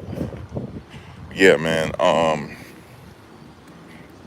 If you notice when Michael started talking conscious, I'm not saying it's a whole conspiracy, but you got to be careful when you do that. You got to literally have an army with you when you do it. And unfortunately, people like Puff and them, they're on an island by themselves. They're on an island by themselves with no help because we're not all on code.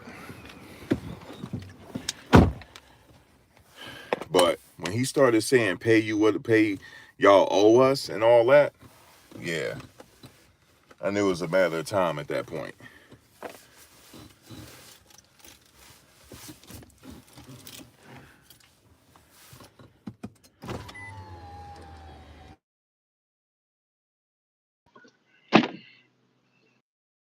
Yeah, I knew it was a matter of time at that point. I got a whole video on it saying that he's in trouble.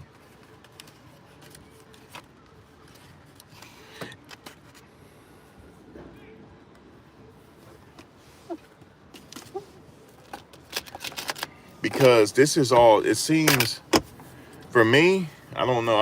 I can't really speak on it like how I want to, though. You know what I'm saying? So I can't really do that.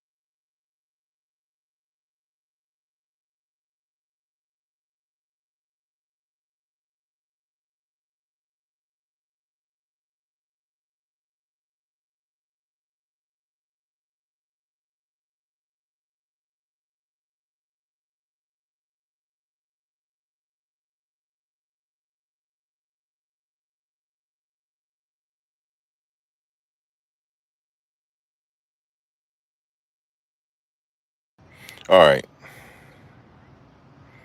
So we just gotta wait and see, man, what the verdict is gonna be. But this system is like set up to the point where um you can't beat the system. So many people before him tried, man. Al Capone tried. Al Capone was one of the first people. He was getting so much money back then in Prohibition. He was the first person riding around with bulletproof vehicles. He was riding around the city in bulletproof vehicles. Bulletproof. Okay? Straight up, highly trained bodyguards with him. That's back in the 20s. Shoot. He the first one. Go look. Bulletproof vehicles, man.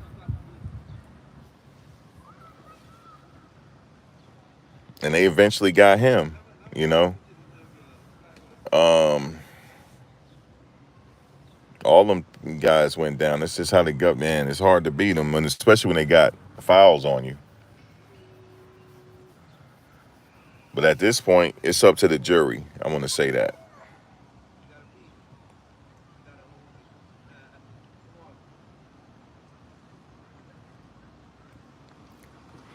Just got to play the system. Like I remember when Cassie was saying, what did she say? Remember they said she said, if I can't be with Diddy, who I'm gonna be with? Jay-Z taken. She should have thought about Nas. She didn't realize Nas got the same amount of money. She didn't know that because Nas' investment portfolio with his company is worth billions. Okay? Worth billions. Worth billions. Billions on paper. He was one of his company was one of the, he has an investment company, him and a couple friends of his. And they were one of the early investors in Uber and Lyft. Fully armored. Nas is low key richer than Diddy. A lot of people don't know that. But there's a lot of people like Nas walking around that you don't know because their companies are worth billions, not them. It's their companies that's worth billions. Their investment company portfolio is worth billions, not them per se. He could have a couple of $1 million in his bank account. So they're going to be like, oh, who am I going to be with? Jay-Z is taken. You know what I'm saying? Like, who else? No, Nas. Nas single. She could have hit up Nas. He's worth billions. His company is worth billions. You better go look. Worth billions.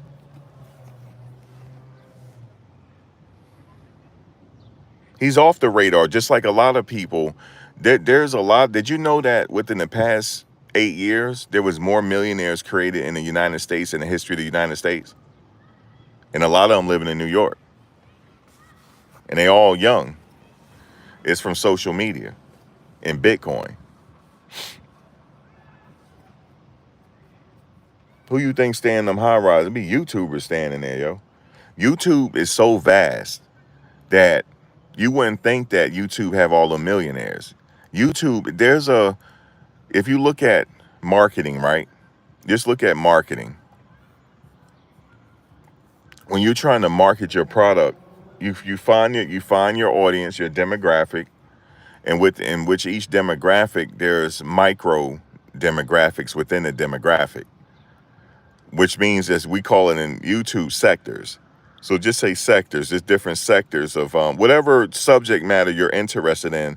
There's a sector on YouTube for that. That's how vast YouTube is. YouTube is the second biggest search engine other than Google. And guess what? The umbrella that owns Google, they own YouTube as well. Nobody talks about these men. They walk amongst us.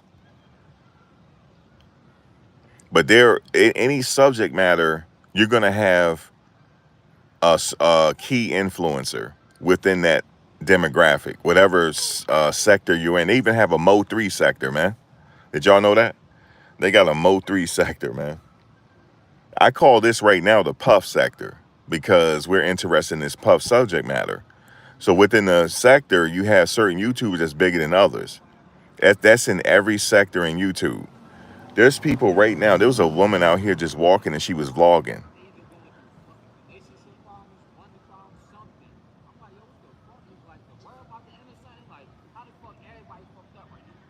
You hear what he's saying? He said it's either people going through relationship problems, money problems. He said it's like the world about to end, my nigga. He said how everybody fucked up. I don't know if y'all heard him. He said it's like the world about to end, my nigga. He said how everybody going through problems. He said well they got relationship. I don't know if y'all heard him in the background, but he was loud. He said, man, he said everybody got problems, man. He said whether it's relationship problems, he said money problems, whatever. He said everybody fucked up right now. It's like the world about to end, my nigga.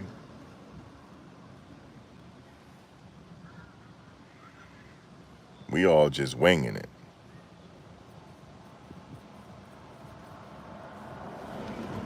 You said Jay-Z ain't got nothing on Nas. Well, the thing, you said inflation. Ooh, boy, the big I word, inflation. Man, speaking of inflation, inflation has been going up ever since the year I was born, and it has not come down. It's been widening ever since I've been alive, and now it's at its all-time high since the 70s.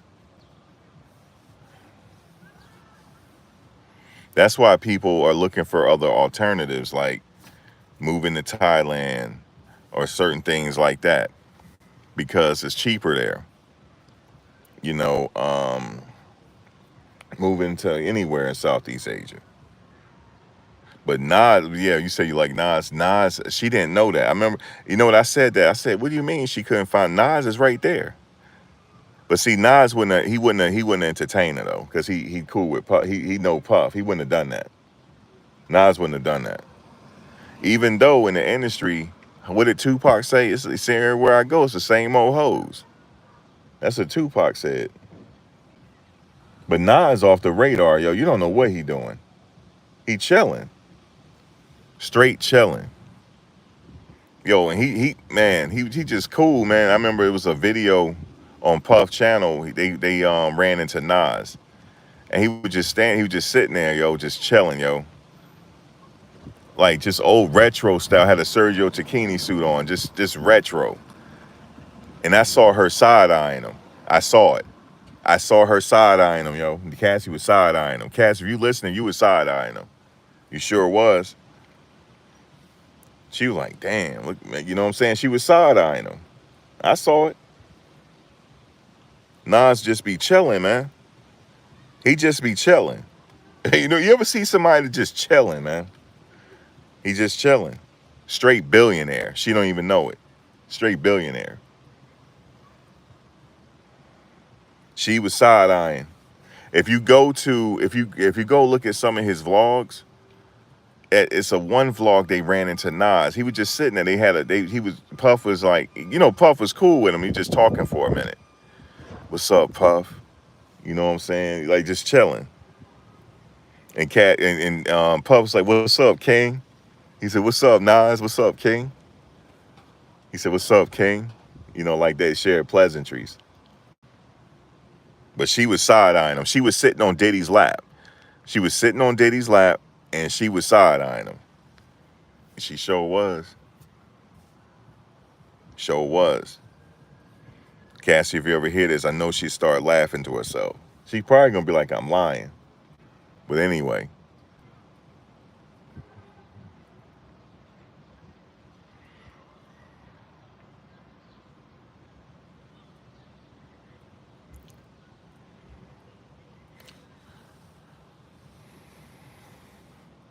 There's a lot of people walking around that's like that and you don't know it. You know, they just regular. They don't be wearing all the jewelry and stuff like that. They just regular.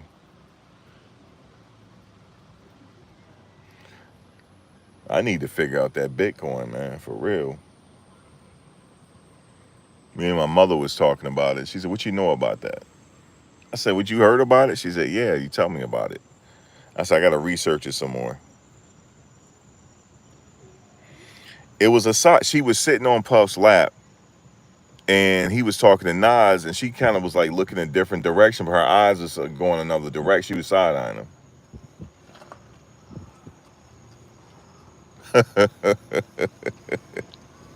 Let me stop, man. Shout out to Puff, man. Puff, I don't know what he was running. Is this a criminal organization or this was just some shit show he was running with him and his girls? For the love of Puff. That's what you should call the show. For the love of Puff. Because you can't tell me his assistant wasn't getting down, yo. That's allegedly. I'm gonna say allegedly, man. Well, y'all getting down or what, man? Allegedly. Allegedly. Bitcoin is super high. I'm trying to get hooked up on the meme coins, man. I want to make a quick flip real quick and I'll be done. You said she was having regrets. It was just chilling. He was like retro, yo, with the Sergio Tacchini suit on. He had a Sergio Tacchini suit on, just chilling, yo. And Puff was like, yo, what's up, Nas? What's up, King? What's up? What's up, Puff? What's up, King? Damn, that's what it is now.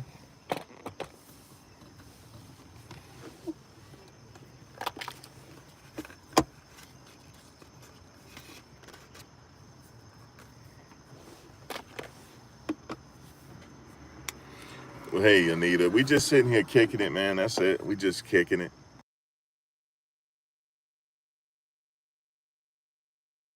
That dude went by. He said, hi, everybody. He said, hi, everybody fucked up.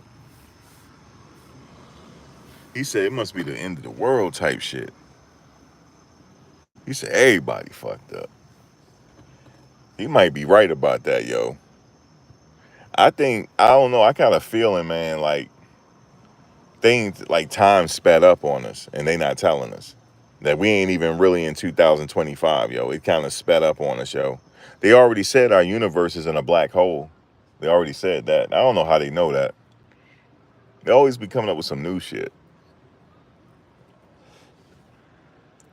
I'm the type of dude, you don't want to get high. I remember when I used to, I don't mess with the ganja. I was sitting there talking, man. My brother, he was like, here you go. I was like, yo, man. He said, what's up, man? I said, yo, we in outer space, yo. Yo, everybody just started cracking up, yo. He's like, here he go, yo. And then my boy Knowledge, he was there. He's like, he with me on it, but he go a little further with it. He's like a conspiracy theorist on steroids. He said, yo, speak on it, man. Speak on it, do the math on it. What you mean we already out of space? I said, yo, in the planet in outer space?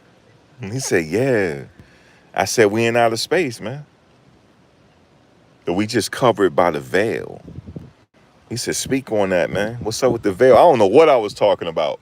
I said, we covered by the veil, yo. He said, I said, what? I said, we covered by the firmament. Yeah, I did say that. I said, we covered by the firmament. He said, yo, the glass ceiling? I said, the glass ceiling, yo.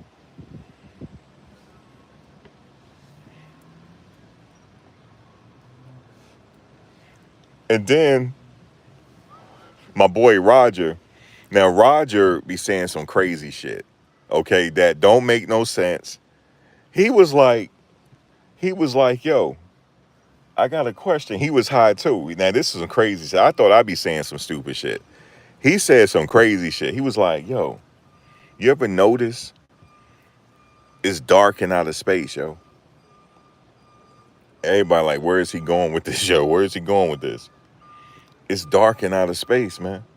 And how come the sun don't light up the whole universe, man? Why is it just lighting us up, yo?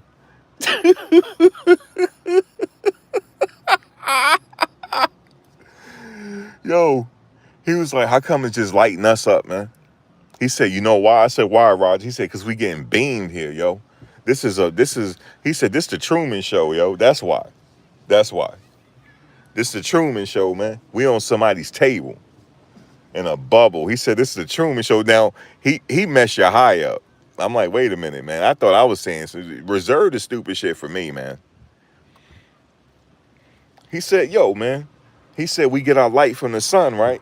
I said, yeah. He said, how come the universe is dark then? Why is it just illuminated on us? And he was waiting for an argument. We just let him talk. He said, yo, the earth don't look like no basketball, man. The earth is flat. I said, well, the earth, and I counted, the earth ain't perfectly round. How about that? It's not perfectly round. He said, because it's flat. That's why. He said it's flat. He said, if you go to Australia, they said it's down under, right? I said, yeah. So then he said, the plane got to fly upside down to get there. I said, oh, shit. Oh, shit. We was like, we had an oh, shit moment, right? I said, bro, speaking of the earth is so big that we're just ants on the earth. So put it that way, in that perspective. Just look at it like that. And it's rotating. Look at Joe Butter. Oh, shit. Joe trying to slide something in there. He said it's God's petri dish. You said he right, low key. Look at Corey. Corey wanna low key build on this. Look. But see, we can't do Corey, we can't do this. We can't build like this on here because people think we crazy. But something not adding up. Something not adding up out here. And we're getting to be, we're like superhuman now because we got all the information in front of us, all the information that they gave us, really. And people be low key researching, yo. People don't be on their phone looking at porn all day. They be sitting there researching. And you know what I'm saying? You know what I'm saying? So the only thing I could say is I feel like time sped up because the reason why, not really in a literal sense, but how can I try to say it? Not in a literal sense, but ever since 2020, this shit hit the fan after Kobe died, yo. I'm telling you, shit hit the fan. After 2020, 21, everybody is different acting. So not everybody, certain people is different acting, man. It's like I don't even know them. And I don't had so many Mandela effects that I don't even want to talk about it.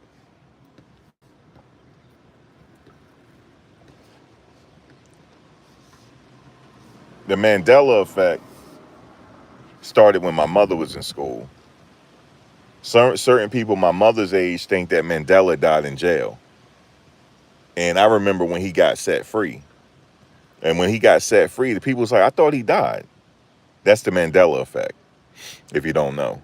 Just like Curious George, there's some with Curious George, the original Curious George book.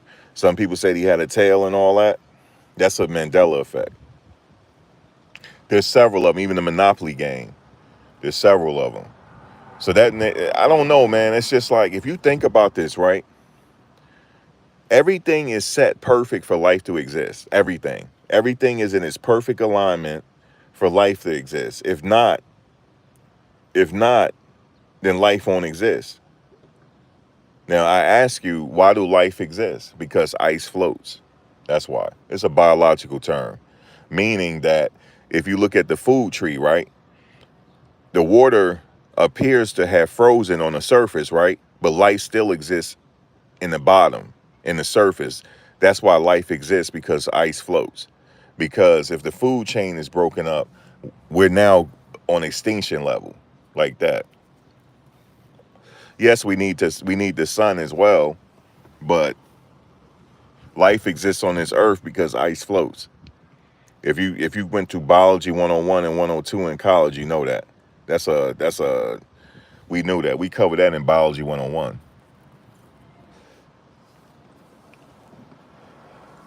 Ice floats. That's the term. I remember I was sitting up in college one time, right? Because you know how in biology, I'm like, fuck, man, I gotta take this biology class, man. We had a whole segment on that, and I was awake. I was awake for that class. I was like, wait a minute. She was like, why do life exist? I was like, because of the sun, yo. Oxygen, sun. She said, yeah, that's true. She said, did you know that humans could go extinct in a certain amount of years? Humans will come back. because we have all the sources on Earth to create life again. I said, ooh, that's deep.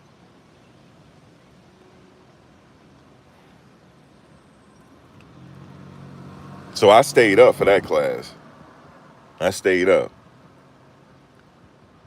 That class almost messed my GPA up, man. No, not that one. It was what class almost messed my GPA up? It was a math class. It was um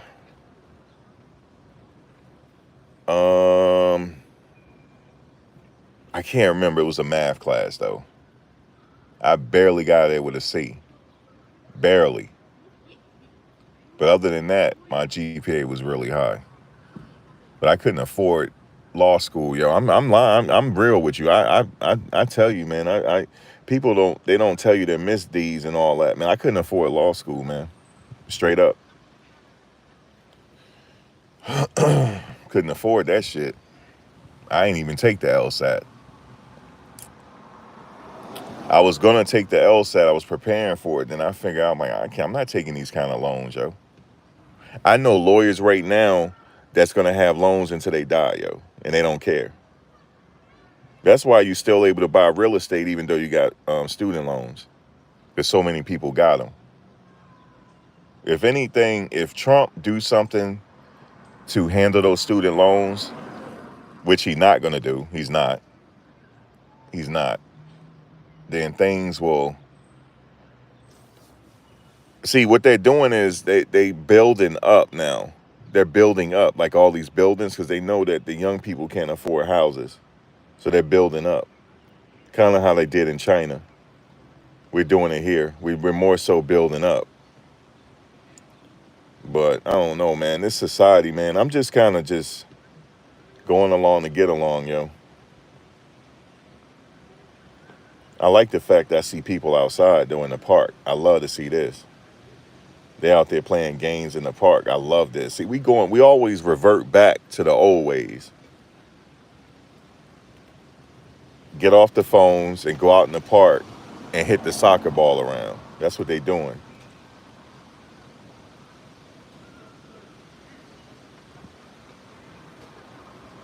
You know what I'm saying? They having a game, they kicking the soccer ball. They might be Brazilian, to be honest with you. They look like it. They got Brazilian jerseys on. We got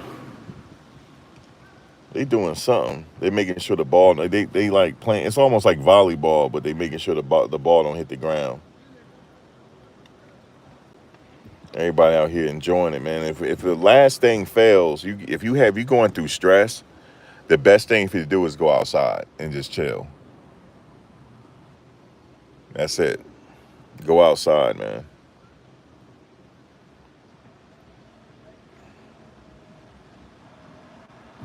You said loans are a form of financial slavery, milking people. They got to do something eventually. Yeah, all the Gen X and baby boomers took the house. Well, really, the baby boomers. The average median age for first-time home buyers is 56. Y'all know that? 56.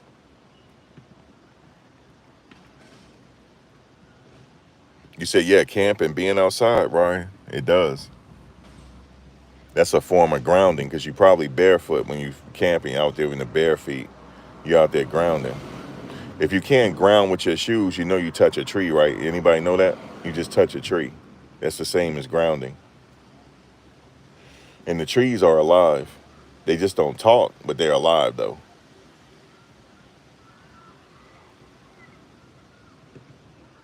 I'm sitting out here in this park. There's trees that been out here since I was a kid. Still out here, too. Look like they about to fall, though. And I know it's like a trifecta of trees together. They've been out here. It's been like that because we used to camp under these trees. That's how I know they've been here so long. One tree look like it's on its last leg. That thing is leaning.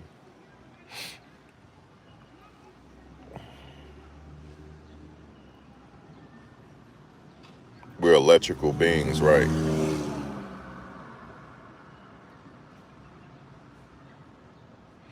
But this Diddy case, what I did notice though, because I'm recording all the things that I noticed, like just around just the environment, a lot of YouTubers are helping each other out. You got a few bad apples in a bunch though.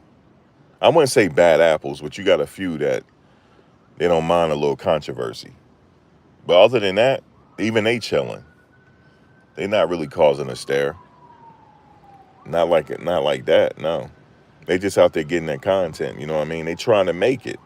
They see people out there getting 100,000 views in a day. They trying to do that too, yo. Shit, you get 200,000 views in a day. That's a good payday. In one day, that's a good payday. If you can get 3 to 5 million views in 1 month, you are set. You are set for that month. You are set. I know somebody that's averaging that per video. Shit, a good $45,000, $50,000 in 1 month, minus taxes, is still a good payday. If you minus taxes, still a good payday. But it can happen though. There's this one guy out there, guys. What's his name? He just be recording everything. It's a brother that's doing it, a young brother too. Next time I see him, I have to dap him up because I like his content. He just recording all the events that's happening. He's not really saying much. He just walking around with the camera. Yup. Young brother too. He getting his views too. Young brother. Sure is. Yeah, I did see Gene address the courthouse thing on that on what's his name? What's the name of the channel? He did. The Art of Dialogue. He did. He'll be back. He said he coming back to the courtroom. He didn't get banned.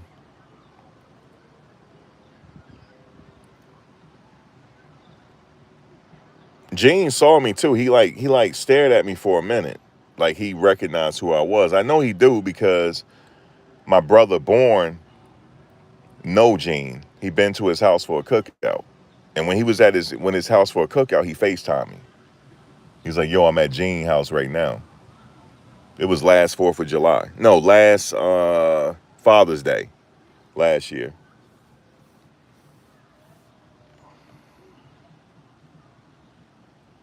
You can mention other channels here. You can mention other, don't mention them in a bad light though. But you can mention other channels here, but not in a bad light. We don't want to talk about them in a bad light. Because everybody at the end of the day, everybody trying to make it. Everybody trying to get some views, man. You feel me? Everybody is out there trying to get views. So we don't want to talk about in a bad light. But I can laugh though. Because Denot is hilarious. Yo, listen, he gonna get his views by any means necessary. He gonna go viral by any means necessary. And he out there, you know what I'm saying, doing his thing. But this one brother in particular, he's recording everything. He's not really saying anything. He just like recording. And it's like a movie style the way he's doing it. He getting a lot of views doing that. But I do enjoy seeing everybody out there. You see Sean G out there. I have to know him by face. I don't know him. I don't know him by that name. I'd have to see him by face. I may have ran into him if he's out there.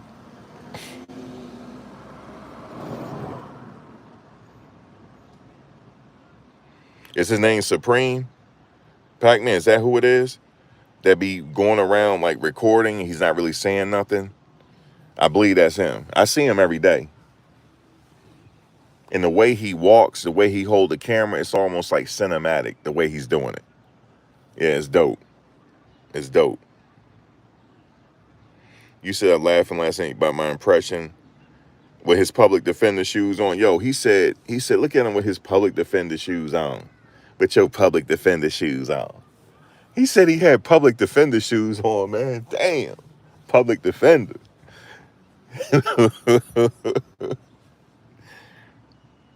Yeah, Armand doing his thing, man. He was just featured on Pierce Morgan. No, TMZ. And Pierce Morgan. I believe he was on Pierce Morgan as well.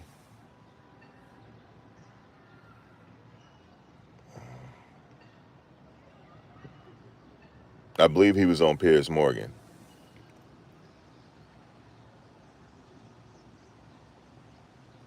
He said, "You making money off the back of black peoples, off the back of black peoples. That's what you're doing." He said, before he did, "I'm about to give you the content I want to give you now." And he said, "I'm gonna go find this white dude." And he went right over there with the camera. He said, "So what's this you talking?" He said, "You had the internet. They were going and they had them going in a frenzy with your lies. You sitting up here telling me I got knocked out." Because when he went up to him, the dude did something wrong. He said, "Okay, so what's going on?" He said, "So what really happened?" "What you mean what really happened? You the one said he got knocked out." The girl, she came out with her video saying she was the only one that witnessed it. And she said that he didn't get knocked out. They were just, had words. And yeah, everybody doing their thing out there, man. It's really a good thing to see. And everybody hustling. Everybody's about the content.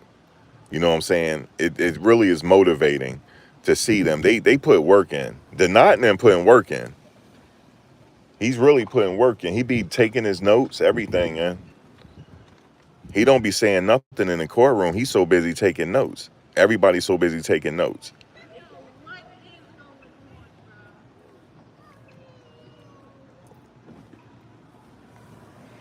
So I think it was one time he got up in the Puff courtroom, but most of the time he in the overflow room. He's hilarious. He went to this one dude. "I don't even want to talk to you." He said, "I don't even want to talk to you." The dude with the Yankee hat on. He said, "I don't even want to talk to you because you with them. I don't even want to talk to you."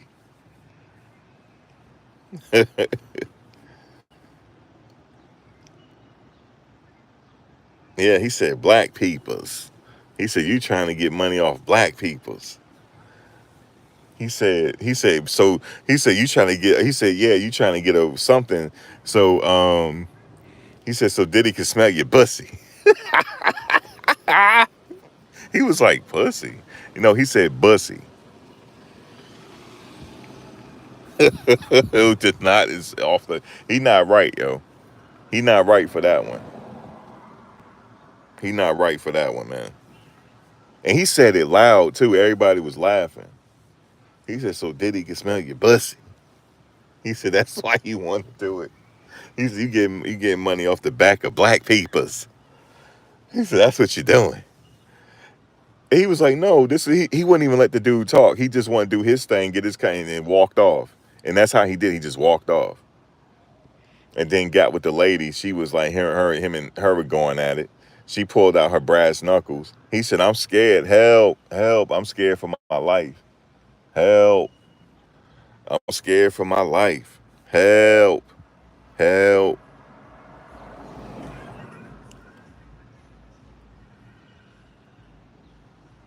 You said, "I don't even watch the news. You wait for your YouTubers." Yeah, we doing it out there, man.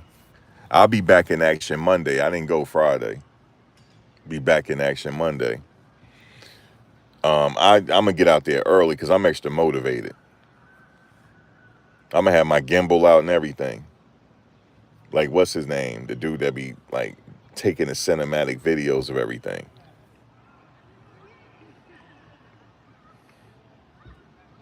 But I like what I'm seeing out there. The lady from the Breakfast Club.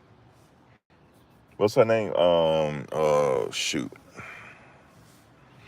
I know they gonna be looking at me side. They always do because I'll be forgetting that name, man. Y'all know who I'm talking about.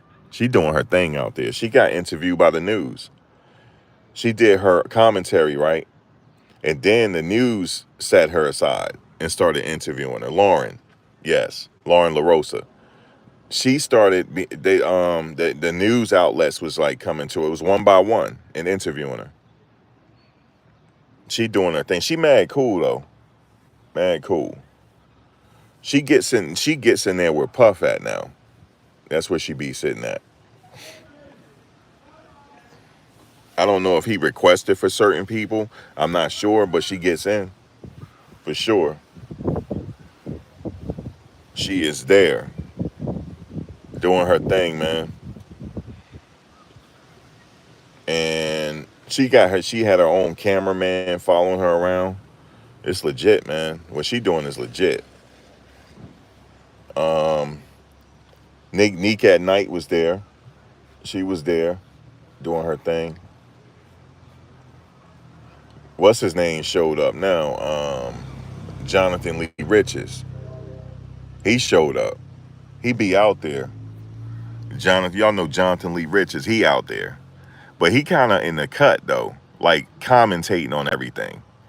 He off in the cut. He be near the park, like where I be sitting at. He be near the park commentating. Who else? That you know. Everybody you know is there. That's there, really. That's a representative. You know, TMZ got representatives there. People like that. But the YouTubers are really doing their thing. And you could, it was like somebody said that this guy from the mainstream media, he don't like that we there. But I never got that impression. Even the news people be like talking to us. I got interviewed by a French news station. Um, it's called the French AP, the Associated Press, the French Associated Press. It's on their YouTube channel. I just got to go get the link. Man, even Telemundo out there, man. Telemundo.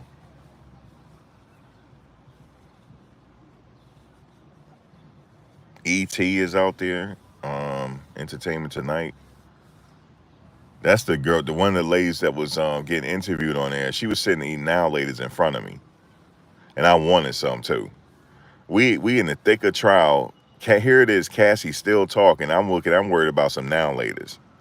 I wanted some now ladies, man. She tried to do it discreetly, but I'm looking at her over her shoulder. Excuse me, let me get some now ladies, man. That's what I wanted to do.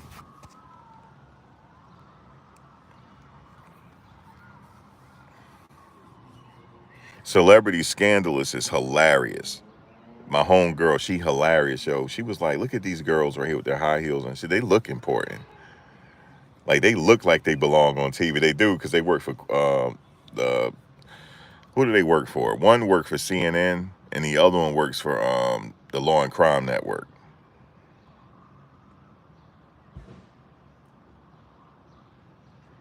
We said it's popping off. We hearing sirens. This police stay in this part because the gentrifiers like to be out here walking their dogs and shit. So the police stay in this part. See, back in the day, it'd be trouble in this part, but now the police is all around, just so that the gentrifiers could walk their dogs and stuff like that.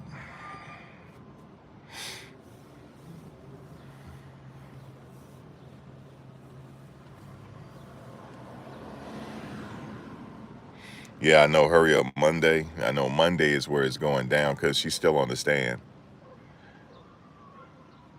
She's still on the stand. She won't get off soon. See what Tisa up to. I'm gonna run into Tisa and see what she up to. Tisa, what's going on, man? She be out there doing her thing though. Yep. Soon as the break over, she running. She got her notes, and she getting to the audience. She said, "Y'all not gonna believe this." Armand be out there. He mainly at the end of after it's done, he's gone. Like as soon as like the trial is over, he gone. He don't be hanging out there unless somebody trying to interview him. But he not really sticking around. That's a fact. He just take off.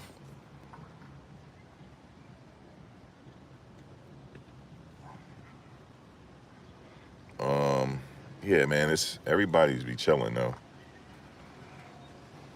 Oh, with the baby oil jokes, yeah. Man, that baby oil. And look, we thought that it was drugs in the baby oil. It wasn't. He just got to have his baby oil.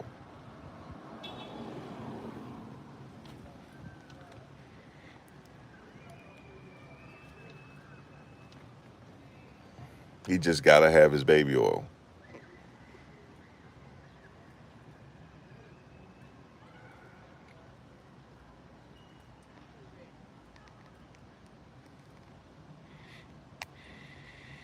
And somebody said, "You think he's embarrassed about all this? He's beyond that now. I mean, people know ain't nobody tripping off of it now. I'm not.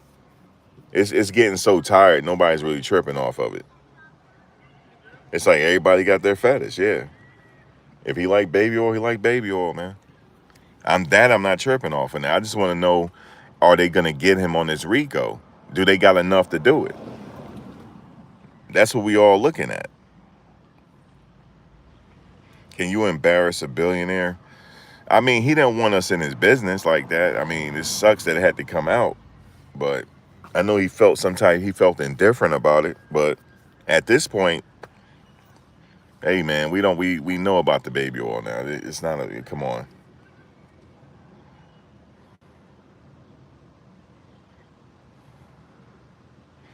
Said gotta have them glistening. Gotta be glistening. He said he just want them glistening.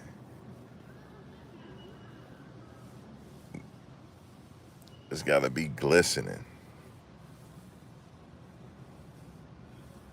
You think he gonna beat it?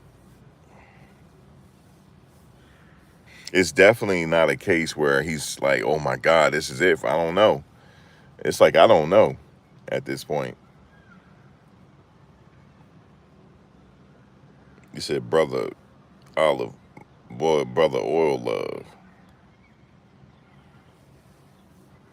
Yeah, it's a case where you just don't know anymore. Like I would tell you that I'm like this. They have to. We already went through beyond what reasonable doubt is. We went through that already. It has to be. If you got doubt, if you think he did it, you have to let him go, regardless of how you feel about him. You can't think he did it. You can't think nothing. You have to know. You can't think it. Like I think so, maybe. No, you don't find him guilty on that.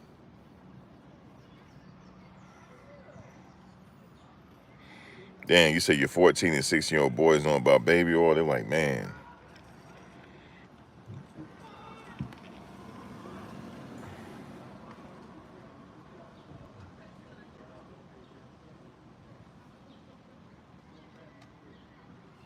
he did like the party. That's an understatement. He liked the party. Everyone thought R. Kelly was gonna beat this case. Yeah, Ryan. Yeah, I never forget it. They said guilty on everything. Damn, damn, Kels. He better talk to the office of the what do you call it? The office of the pardons are. He better talk to the pardons are, man. This Trump over here handing out pardons, man.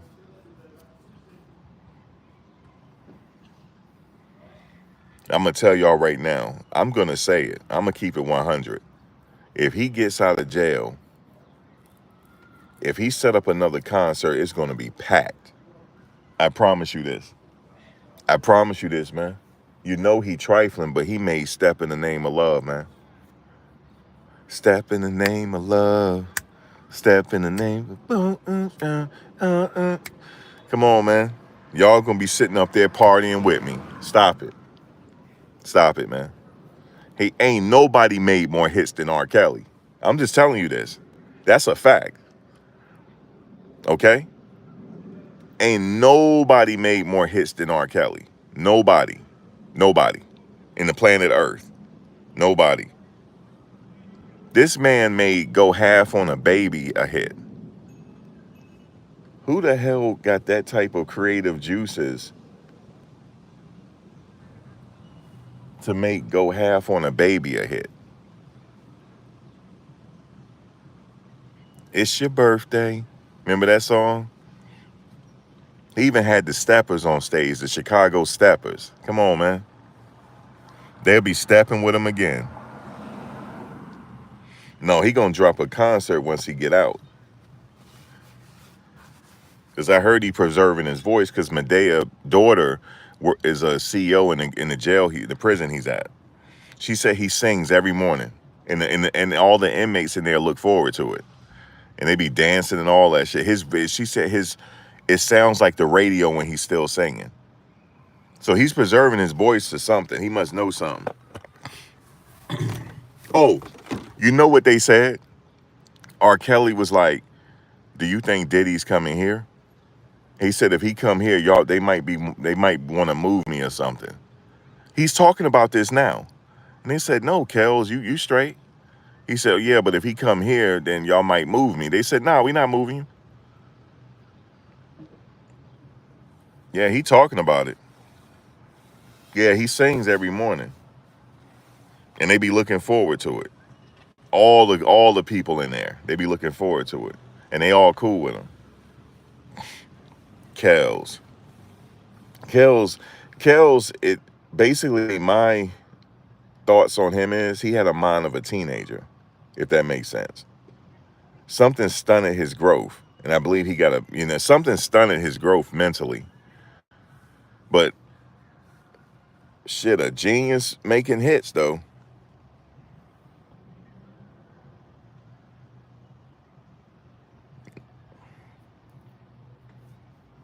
Diddy said, "Man, I ain't trying to go there, man. If I get convicted, I need a full pardon, yo."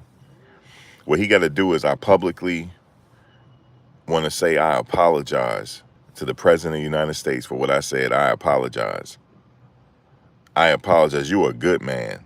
You a good man, and I'm ready to support whatever you want to do. I apologize. Please pardon me. Please pardon me and get me up out of here. Please. Lord have mercy.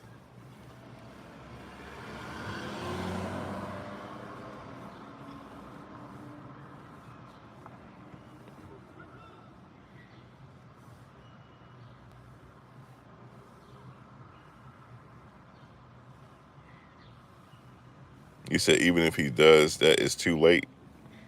It's not too late for a pardon. Please, please help me out.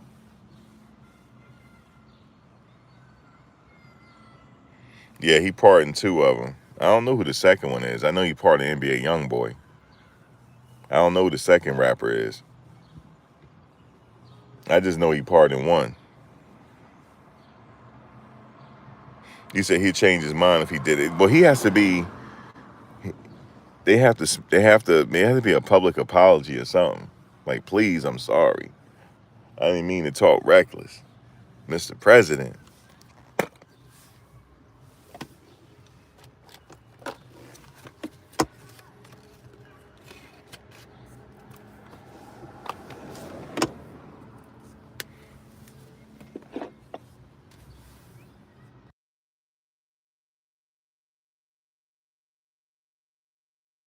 Baby, man, that baby oil boy. But anyway, we'll see what happens. We'll see. Yeah, he ain't got nothing to lose. He might as well. Like, I'll do a public apology, bro. You gotta get me out of here, man. You gotta get me out of here, man. Please. He can still have his freak offs, but just gotta get the right people. Shit, you pay somebody enough money, they'll freak off. You pay them enough money. Shit, them guys was getting big. Some of them getting good money, 6,000, 7. Have a little bit of freak off for a minute, but minus the crazy stuff. You know what I'm saying? You can't do the crazy stuff no more.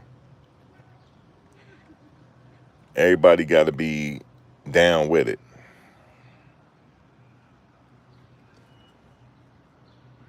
But I think this has changed the game. He ain't doing that no more. He trying to get out.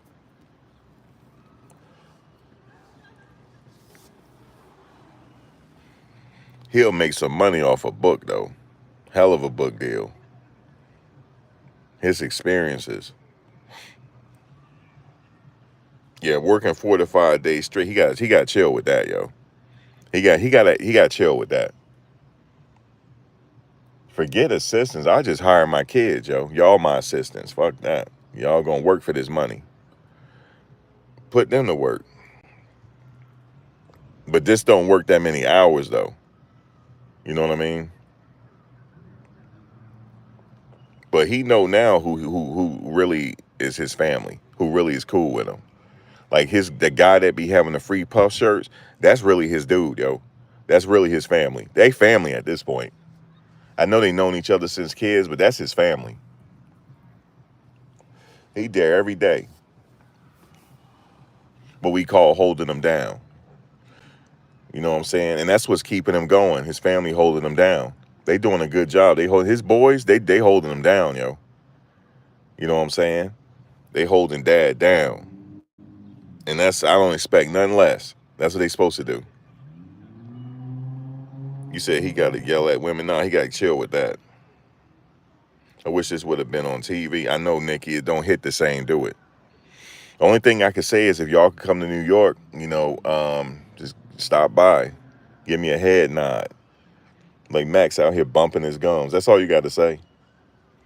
Because somebody said that. Look at him bumping his gums. Somebody did walk by and say that. He laughed at me. He out here bumping his gums in New York City. He said he was going. I told y'all I was going. You're like, man, Max ain't going out there. Yes, I am. I'm gone. Oh, you from Philly? Oh, you can roll up there. You ain't but a car ride away if you off work. You ain't nothing but a car ride away or a train ride. You a train ride away. I must say that if you're gonna take the train, get that 6 a.m. train out of Philly. Actually, you can get the 7 a.m. train out of Philly because it start at 9. You can get the 7 a.m. train. Then you'll be in the overflow room with me. But if you want to get there with Diddy, you got to get the early train. Or drive. One or the other. But if you from Philly, you right there. You ain't too far.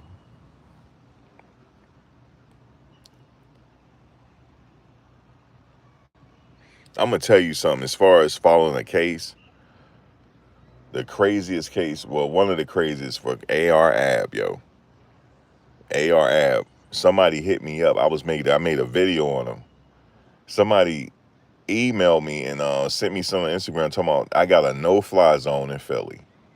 I said, why'd y'all, because I was talking shit about the Rocky statue and talking shit about the Eagles fans. They issued me a no-fly zone. They did. They said, bro, we giving you a no. They came on a video and said it too. They were like, bro, you got a no-fly zone. They said, you can't come to Philly. You remember that, Ryan? They issued me a no-fly zone. They sure did. I think, Ryan, you might remember that. They issued me a no-fly zone.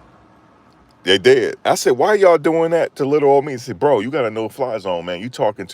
They say you talking too much.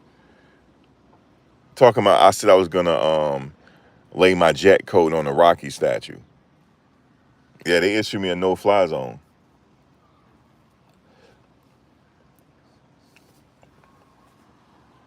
They said if we even catch you out here, it's on site. They told me this. And I was talking slick on AR Ab. I said he the one snitched on himself. When he was like, yo, when he had that famous interview in the trap, he was like, yo, this dude right here, I was with him when he caught that body. I was with him. We caught the body together. I said, oh my God. He said they caught the body together. He said, I extort niggas. I extort ninjas. You know what I'm saying? I'm really about that. I extort ninjas. He said when I was with Cassidy, I didn't have no money. I'm sleeping on his couch, broke. I had to go sell crack.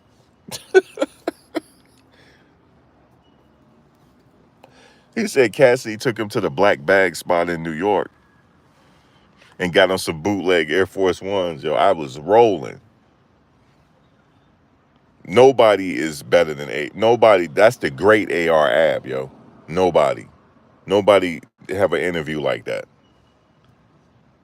Nobody. AR Ab. Assault rifle Abdullah.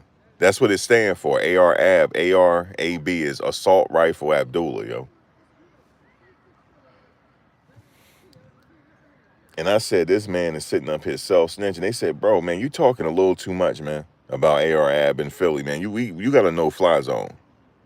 That's what they told me. I ain't go through Philly either, because I said I'd go through there when I come into Jersey, go get me a cheesesteak. They said, you ain't coming to get no cheesesteak. I ain't go either. I bet you I didn't. But that's all in the past now. That's all in the past. And we let bygones be bygones. I don't have no more no-fly zone.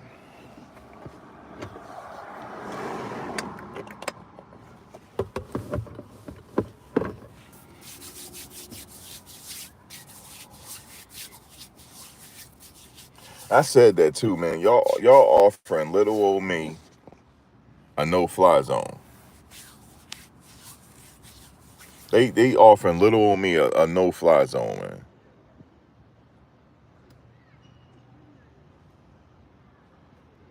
I said, y'all got to be crazy.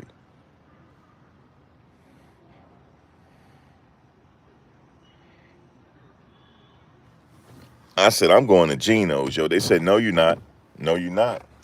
They said, you're not going to Geno's to get nothing. If we see you, you got a no-fly zone. That's what they said to me, man.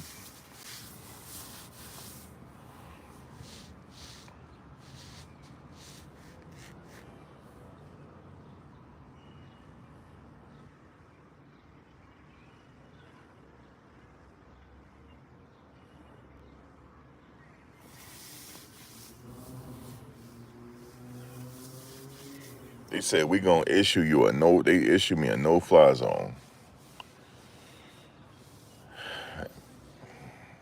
Yep. They said for talking reckless.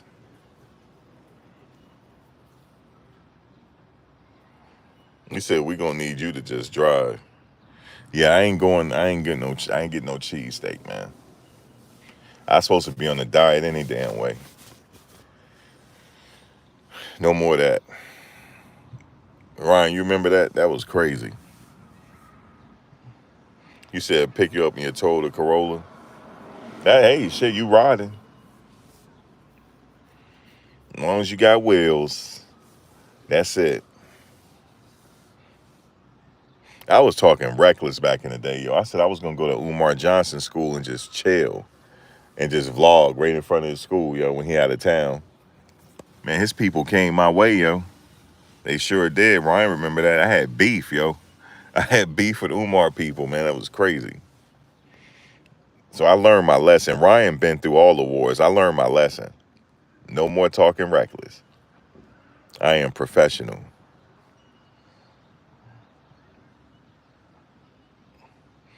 They came after me, man. They said you talking reckless on y'all remember, oh, okay. Y'all know me and what's his name got into it. You remember the dude from, anybody know No Jumper? You know Flacco from No Jumper? Me and him got into it. But me and him became cool though. This was back during the day, yo, but when he first started on the internet. Poetic Flacco from No Jumper.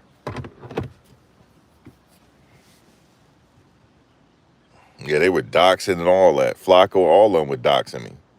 They sure, yeah, Poetic Flacco. If y'all know who he is, it sure was. Poetic Flacco.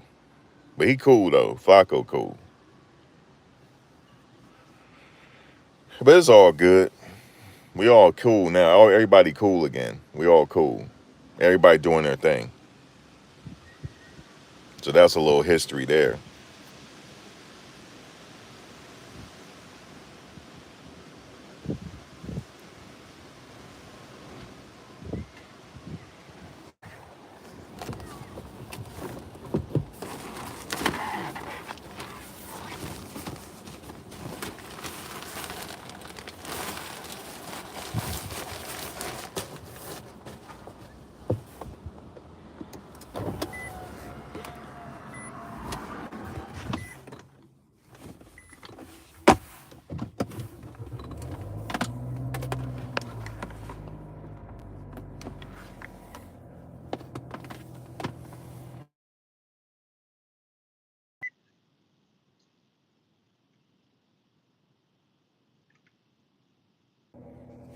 All right, I'm back.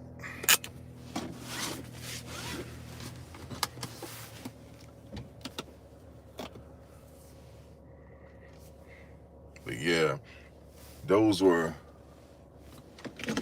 the days, man. Let me roll this way. I'm heading on out of here. Yeah, those were the days, man. Crazy days.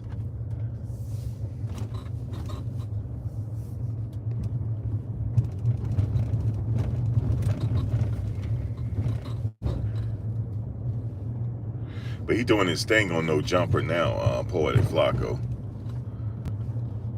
I must say, he used to come on my channel a lot before he blew up.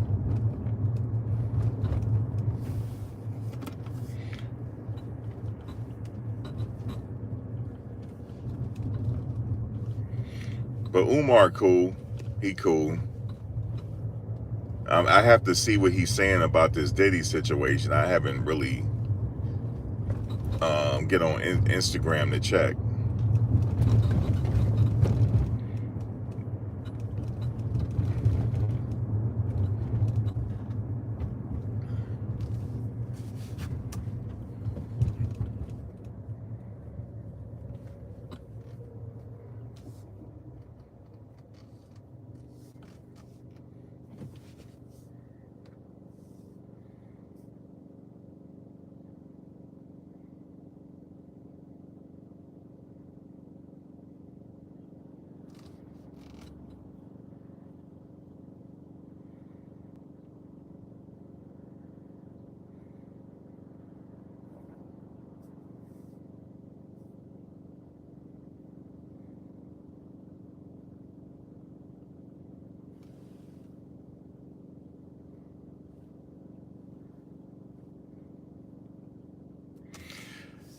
Temperature dropping out here. 62 degrees. It's still nice out, but it's dropping.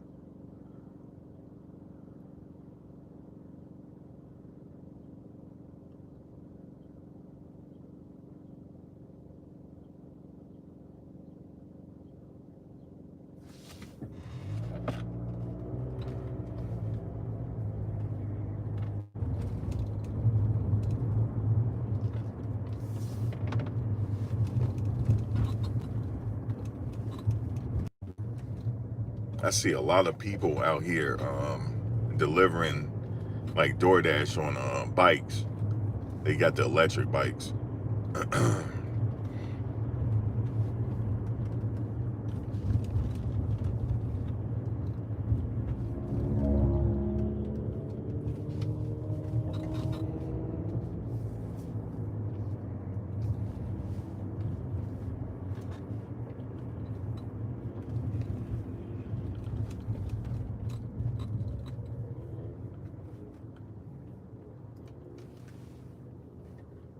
What's going on, Miss Hampton? How's it going?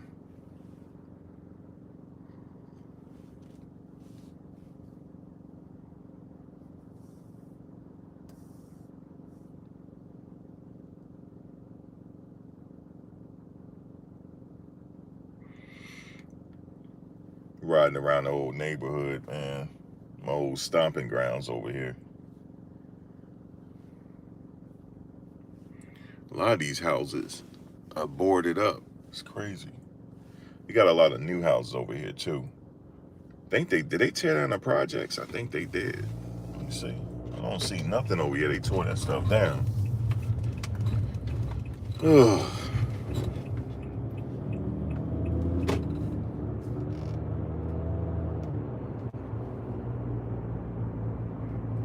You up in South Carolina? What's the weather like out there today?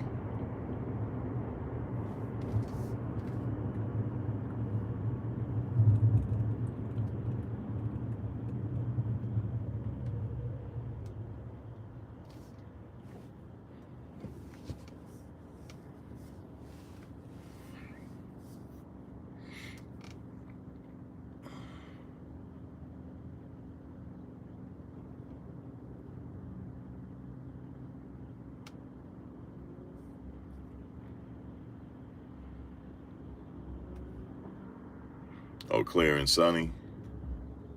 Yeah, we had a lot of rain too.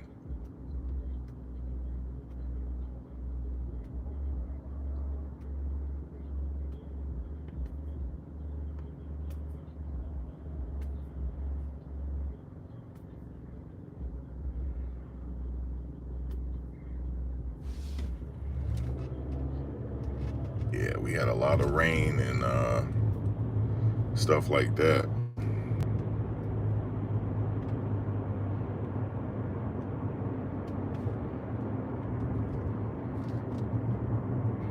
Doing a lot of construction over here. They're doing a lot with this area of the city. A lot of gentrifying and stuff going on. A lot of things that was abandoned for years, they tearing down and rebuilding. They rebuilding, you know, these apartments and stuff. It's good to see this area is like they building up and stuff.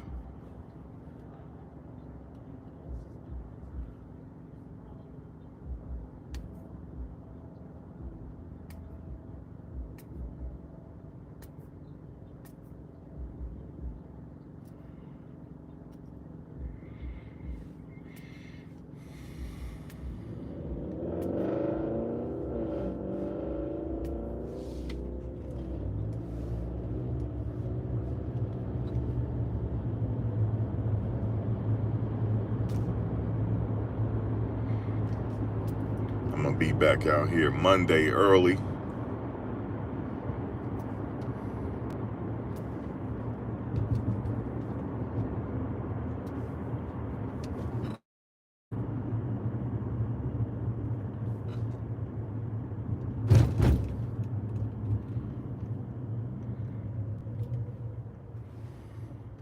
But yeah, the YouTubers out there, man, everybody is doing what they gotta do.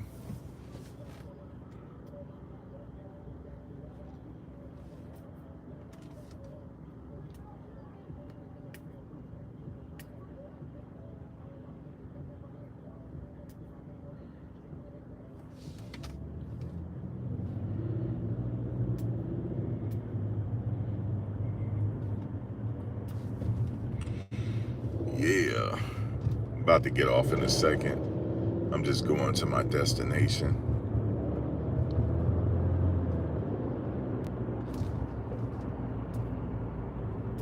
Oh, they got a skate park over here. I gotta show Liz this. Oh shit, they got a little skate park. I gotta take some videos for her. She skates. She's a skater.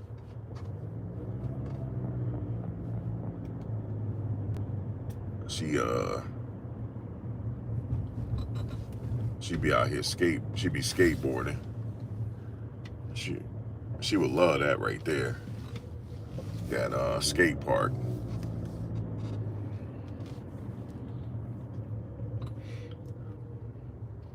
I gotta show her that. I gotta take a video of it. Yeah, she got a skateboard. She skateboard. She be going to the skate parks and everything. Yep, she be skating.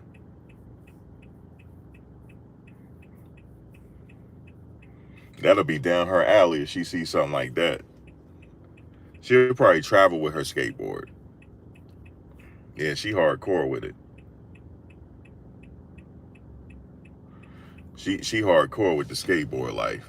She haven't done it here recently, but every now and then when she get a little free time, she'll go to the skate park. For sure.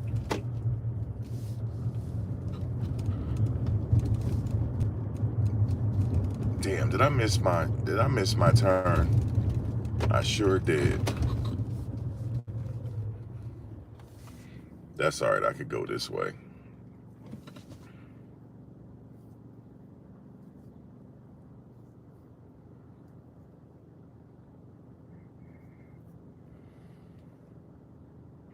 Yeah, she skates.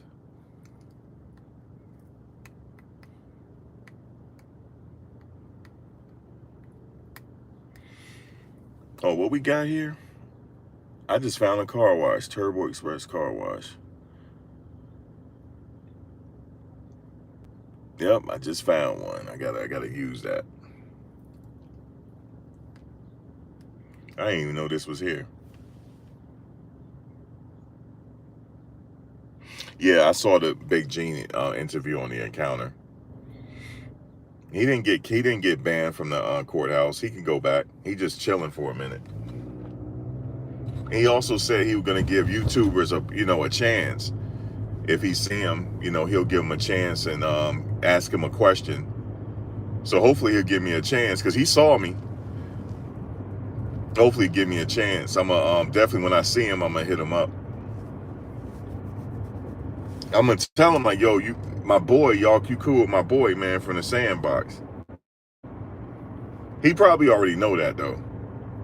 But he just be chilling when Gene go up there, man. He really just be chilling, really. Like, that's why I was surprised that happened. But because he told the guy, like, I'll give you an interview, but I think he said my interview cost.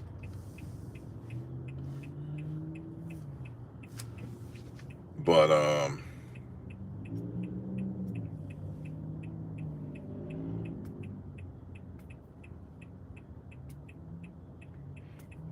Gene just be chilling when he's there. He stay in the overflow room, and he take his notes. He be taking notes like everybody else. And yeah, he just straight up with him. And that's it. They not gonna have any more problems. Cause to not be in there chilling, he don't be causing no stir either. That's why I was surprised. Why is this dude blowing when it say don't turn on red? And he's sitting up there blowing at me. He didn't blow loud. It's like a subtle blow. Bro, it's no turn on red, man.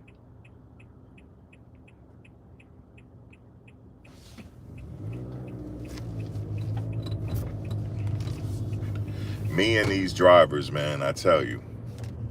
That's what I don't miss out here. Like, Virginia is not like that. They are not blowing at you.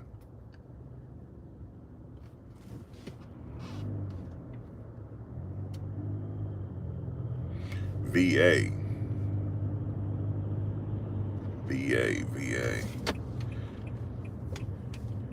I'm over here with Courtney B. You know Courtney B?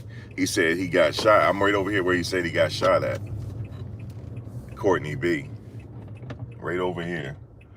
It's the hood. Well, it's not the hood no more. It's a lot of it's always been like this. It's like a heavy Islamic area. They don't be causing trouble over here, really. Not like it was back in the day.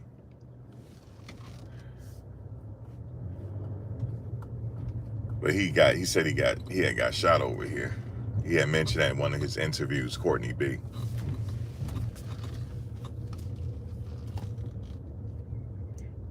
Maybe I'll try to get an interview with Courtney B because I'm around his way. I don't think he live around here no more, to be honest with you.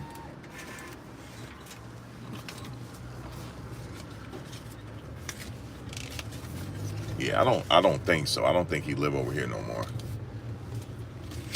I think he live down south.